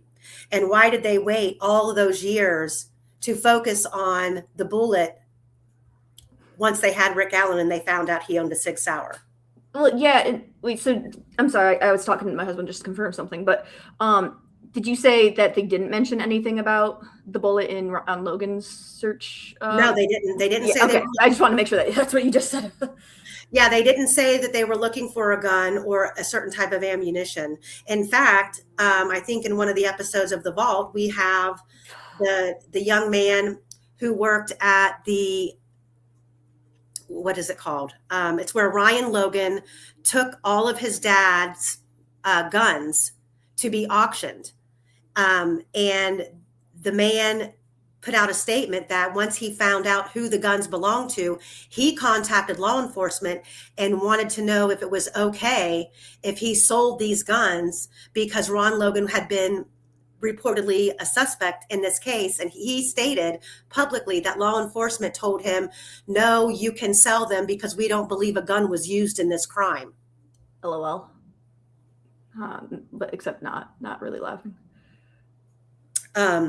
So I just wanted to throw that in there about the magic bullet. So now we're going to talk about which one do you want me to go to first? Do you have like the blueprint one that I sent you?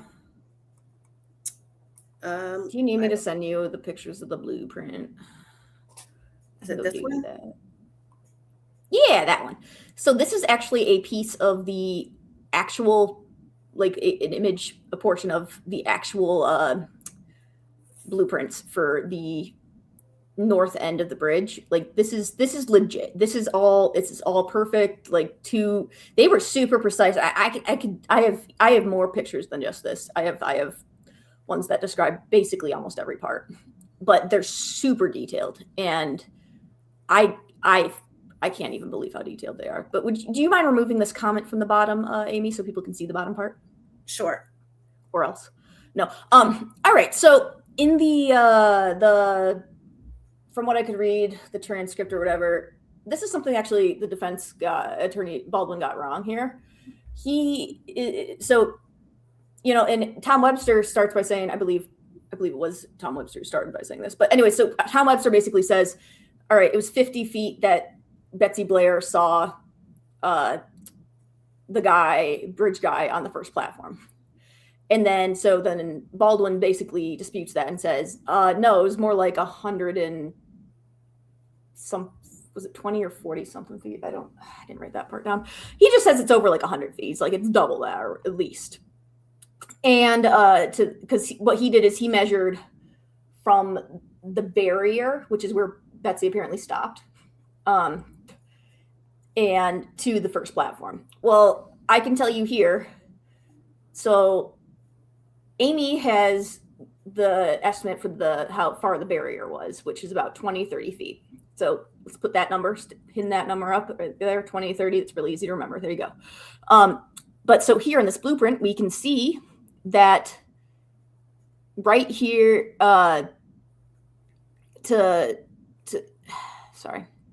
we can see right here, this is about 50 feet in, first platform. And so what I did is I literally lined up, because the platforms are not part of the blueprint. But however, I lined up perfectly below here. If you want to go to just the parts of the bottom part, there's the picture of just the bottom part. That might be easier to see, Amy. No. Yeah, there we go. So you can see the scale thing I did here. I found a perfectly straight picture of the bridge, literally lined up where everything was, made it and what I did is first is I actually overlaid the entire blueprint because I pieced this together because it's like 4 or 5 different like images that I got in order to make this blueprint. So these blueprints are exactly to scale. They're exactly like, or they're the exact same on the blueprints I got, except I just inverted the color, made it white, and then took out a lot of extra stuff that was like the labels. So what I did also above it is, in order to get where the platforms were, I drew a little white thing for this little tiny white box. That's the size of the platform, and then I just overlaid it and I put it on where it is on the bridge based on how I lined up the image. And if Amy wants to do the overhead picture now, not that one. Yeah, so this is the first three that you see right here, these white labels, 1, 2, and 3. Those are concrete. So we know that if they're there, if we see concrete pillars, they are on the north end. And so that's 1, 2, and 3.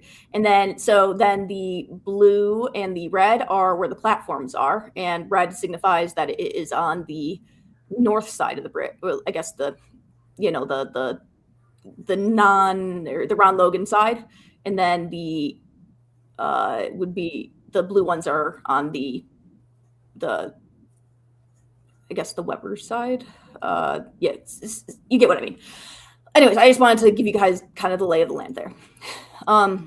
These green ones that you see, those are the wooden supports. So now we can go back to the other image. That works. So here I took a bunch of images and I was able to show, okay, this is exactly where they were taken based on the fact that this is where certain platforms are. And so I just kind of wanted to give you guys the lay of the land there. So now that we have officially determined and shown you guys that how I did this, now we can go back to that blueprint, which says that it is about and I think I was wrong with the 58 feet thing right here. Now that I'm looking at this, I just woken up. It's around. You sent me another one. Oh shit, did I? Yes, I you might did. have been wrong though. I might have been wrong here though, but it's around 50 feet or just over 50 feet. Because I believe that just said that was 58 feet high. So Baldwin said, okay. Baldwin said it was like something over 100 feet from the barriers of the first platform where Betsy would have been seeing him. Webster said it was around 50, and I'm saying it was more than Webster's, but much less than Baldwin's. So I'm going to dispute that. I want the facts. I want the truth. I don't care if I'm disputing the defense or the prosecution. This is the truth. I just want you all to see this for yourself. And we know, and I know from being out there with Julie Melvin, because Julie Melvin and I, and there's a video of it on the playlist where we're out here. We're actually doing all kinds of discussions. I think it was in the video where Julie Melvin actually went down underneath the bridge and pretended to have an argument with herself. If you guys remember that, where we were showing somebody being on the first platform and someone being back where the barrier was, you can see who apparently the person is. It was it Tom? So Buried Answer says it was Tom who said it was over 100 feet. Well, so the thing is, like I said in the beginning of this stream, I literally looked at the transcript. It isn't labeled who's who. I just assumed because I thought that it was like, but either way, this is the original blueprint. I can give you guys the version that's unedited. I will post it in the Facebook group. How about that? I have the blueprints though, is all I'm saying. I can just, like, we know for certain, and if we add that, but thing is, if we add that 50 feet plus the 20 to 30 that Amy's saying, we're stuck at 70 to 80. So either way, and I tried to look into where those barriers were. No, I think the 70 feet was something different. 70 feet. Baldwin was saying that it was 70 feet from the south end of the bridge to the crime scene. No. He said 70. there was 70-foot elevation difference, not the distance. Okay, 70-foot elevation distance. Okay, Yeah. that's where the 70 came from. But what I'm working with these blueprints is literally the exact, like, these are the specs. And so let's remember that erosion could have occurred. Some of the fungi. Look at this. Look at the statement on the screen. It says, and this is why fungi. I want you to work on it on the LiDAR maps, because it says the south end of the bridge is about 30 feet above ground. And she said she asked Greeno that question years ago. As it nears the end, it is not even that far.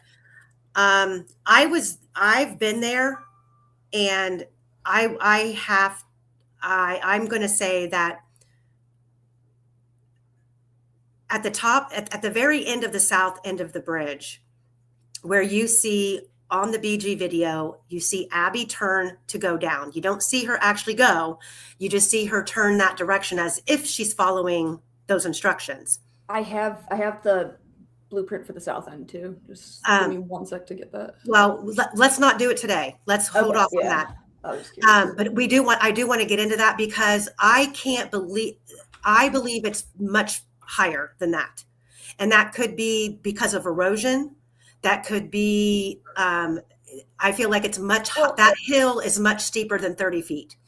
And then the second hill, once you cross the private drive, at this day and age, I mean, we were just there in October, that is almost a straight drop off now. No, that's correct. 30 feet's correct. 30 feet, at least, is in that the correct? blueprints that I'm looking at. Yeah, you want me to share my screen here? So yeah, but I want to see where that is. Just go ahead and show me. Yeah, I want to see where that is, because it seems so much higher.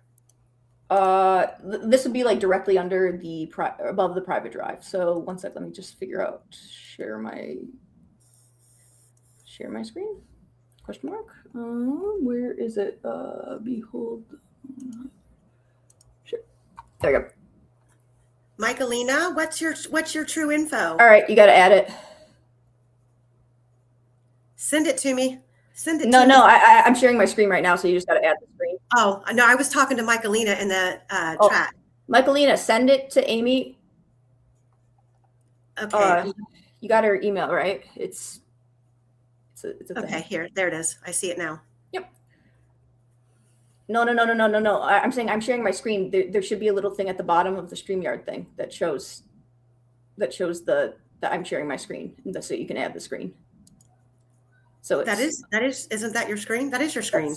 That's my screen that I'm sharing. That's not my screen that I'm sharing. That's the screen that's showing up. That's your screen. No. No, that's definitely not the screen I'm sharing. That's the screen you're sharing. Okay, hang on. I don't show my email. Not yet, anyways. Okay. Should be below. Nope. The StreamYard. Here, I can turn it on and off again. Let's just try this one more time. Sorry, guys. I don't see it. Here, now I put it back on. There. Yep, here we go. There we go. All right, so here's one of the. So here it is. This. Can you guys see my mouse? No, you probably can't. It's okay. Oh, right there. Oh, look at that. It's so pretty. Yes. Yeah. So see, 30 feet high right there, but it does get more as you go. This is legit though. This is the real. So this was before the private drive was probably even there, right? Yeah, probably. So we need to figure out the elevation. So where this 30 feet is, so can you highlight where that 30 feet is so they can see it again? Boop. Right there. So if you go over here, if you follow the the bridge line all the way over to the right, to the other way. I might do that. To the end of the bridge, going down the hill on the other side. I feel that's steeper over there. And I don't know if that's possible, but I want you to look at it on the LiDAR maps and yeah, I can do that. Come up with, and going back to looking at it back in time in 2017 compared to what it is now, because we were just there in October I mean, look at these. It was deep. Look at how beautiful these blueprints are, though. I'm so in love with them. I know you did a good job on getting those. Yeah, I got it. Look at how beautiful these things are. Look at this. Look at this. Isn't this gorgeous? But yeah, so these are also so freaking detailed. You just wouldn't even believe it. I love it. Yes, Mother of Dragons. I do believe I got that. Are you talking about Steve? Steve's video? Here's the yeah, so here's the one that I used for that image earlier. So you can see these are the concrete ones. And these ones over here are where it starts to become wood. Just yeah, so fun fact. That's cool, right? We will have that, Mother of Dragons, we will have that ready for next vault, because Quester is going to go over. Good Lord, this one's a doozy. Mother F location, nobody wants to touch it. Sad. I'm sorry in advance. That Veronica, I know it hurts you when we say this. I'm out of the loop on that. I'm not sure what that is about, Michaelina. But if you have something that you want to share with me, I'll absolutely take it. Yeah, Steve's video on the Monon High Bridge is a really good one, and it takes you all the way over. You can actually see Weber's property and everything. Look at this handwriting. I wish I had handwriting this nice. Look at that. Anna, I don't know what's going on with Shay. Can someone fill me in? Don't do it publicly. Just if it's something I need to be concerned about, send it to me in an email. But sure. we are going to let everybody go. Quester, will you be ready for the next vault? I'll have to be, I suppose. Quester, will you do me the honor of being ready for the next vault? Yeah. I feel like that was a proposal going right there, right? Yeah. Got some vibes. Yeah. But yeah, I'll post the. If I'm not, I'll make it up. Do a Tom. Queen of the Hill, I do. So Queen of the Hill, that was one little fun fact that I didn't put in my little. For those listening, she said one of the major topics on Webster's Live, but not live, was RA's phone. Has there ever been any info from defense as to what happened to it? Yes, not from the defense, but from Kathy herself. And that was one of those unreasonable scenarios. Let me see here that I have later in this discussion that we didn't get to. And that was Doolin did have Rick Allen's 2017 phone in his hand on February 18th, 2017. He got the and numbers. Would any reasonable person believe they must preserve their phone indefinitely? And for the guilters out there, a question that I have for you, if the Allens could prove that the phone was turned in for an upgrade, could an innocent man win with that argument either way? The answer is probably not. They're not going to take anything but a nefarious narrative at the fact that the 2017 phone is missing. But according to Kathy Allen, what happened to Rick Allen's 2017 phone, she believes it's the phone that fell out of his pocket while he was mowing the grass and he ran over it with his lawnmower. Well after February of 2017. Let's remember, guys, he handed the phone over to law enforcement on February 18th. They got the IMEF number or whatever it's called. They didn't need Rick Allen's phone to take cell phone tower dumps to track his phone from the morning of the 13th to the evening of the 13th. They didn't need his physical phone to do that. They would have needed it to look up if he was using the stock app, but that's basically the only thing. And if he would have been texting anybody at that time. They could get records. Well, that'd be easy. They could have, but we don't see them, and we don't know why we don't see them. And why would he simply only worry about his phone when he got back into his vehicle, supposedly muddy and bloody, wet with muddy shoes, blood on him, and not get rid of the car? Why would he get rid of one thing and not the other? Hell, why didn't he move the fuck out of Delphi? to be honest. Stop asking questions, Amy. And I mean, when did he have time to, I mean, if he's seen on 300 North, muddy and bloody at 4 o'clock, he had to do a big shuck and jive to maneuver somewhere out of sight of the Hoosier Hardware Store camera, all the way down to the CPS building, in a panic, mind you, because he just supposedly saw a van that scared the shit out of him, that made him take the girls across the creek and have them strip, or maybe they were stripped before they went across the creek. So maybe they went across the creek nude. We don't know. But then he played dress up with Abby, then murdered both girls, while there's people reportedly on the bridge, literally in view of the crime scene area. Never hear a sound. Then he fools around with a bunch of sticks. All of this after a van scared him. Then he hikes it all the way down 300 out in the open. Remember, he took the long way around to avoid the cameras, but he walked to the trails out in the open, walking back to his car out in the open, gets in the car, covered in mud, blood, wet, drives home, puts the car in the garage, and is asleep on the couch at 5:30. When did he clean the car? He cleaned it pretty well forensically, didn't he? He sure did. So that's my rant for the day, and I'm sure we'll have many more.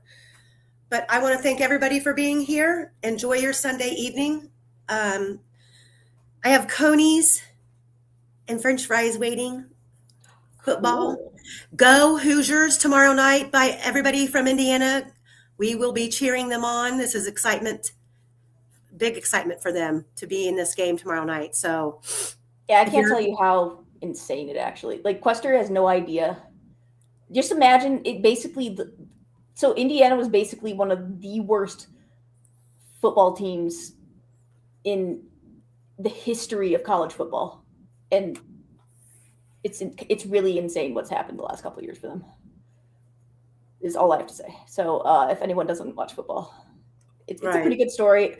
They have if they win the national championship, I will like that. But then next year I'll be like, all right, now they're the big boys. Now I have to hate them. So that's how it works. one last little tidbit from chat that I forgot to add. Tidbitting?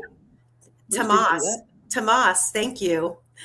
We forgot to reiterate that Rick Allen, a grown man, was drunk off of 3 beers, supposedly, doing all of this. To be fair, he is small. Well, yeah. So he I mean, It was a 6-pack. Do what? It was a 6-pack he bought. He only drank 3 of, according to Walla, he only drank 3. It was like 190 proof. Yeah, and he was reportedly supposedly an alcoholic at some point, or he was an alcoholic, I believe he said twice. I don't know how that works, but I don't think an alcoholic would be damaged by just 3 beers. I don't think they'd have left the other 3 either. Right. I've actually never drank, so I don't understand. He wouldn't have left the other 3. Bring on the 12-pack. Yeah, no shit. That's actually a really good point, Quester. And you know what? You know what I know from living in the country? People who drink beers on trails, they do not look for fucking trash cans. And they also do not keep them in their fucking pockets to put away in the proper location later. They throw them. They chuck them. They would have been beers. Right. That's all I'm saying, guys. Well, and before we go, really quick, I just want to give you guys a heads up. So I have a questionnaire that the answer is no. I'm going to upload. It's going to be entitled Dear Guilters. And there's questions that I'm hoping some of these guilters they're simple questions. I just want, because the chat was so crazy yesterday on Webster's Live, and I wasn't trying to be disrespectful to him and get into a back and forth with anybody.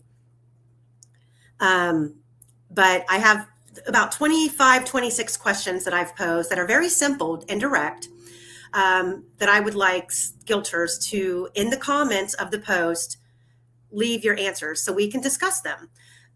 Again, all opinions are welcome here. And I appreciate everybody in chat for always being respectful, especially when people come in that disagree.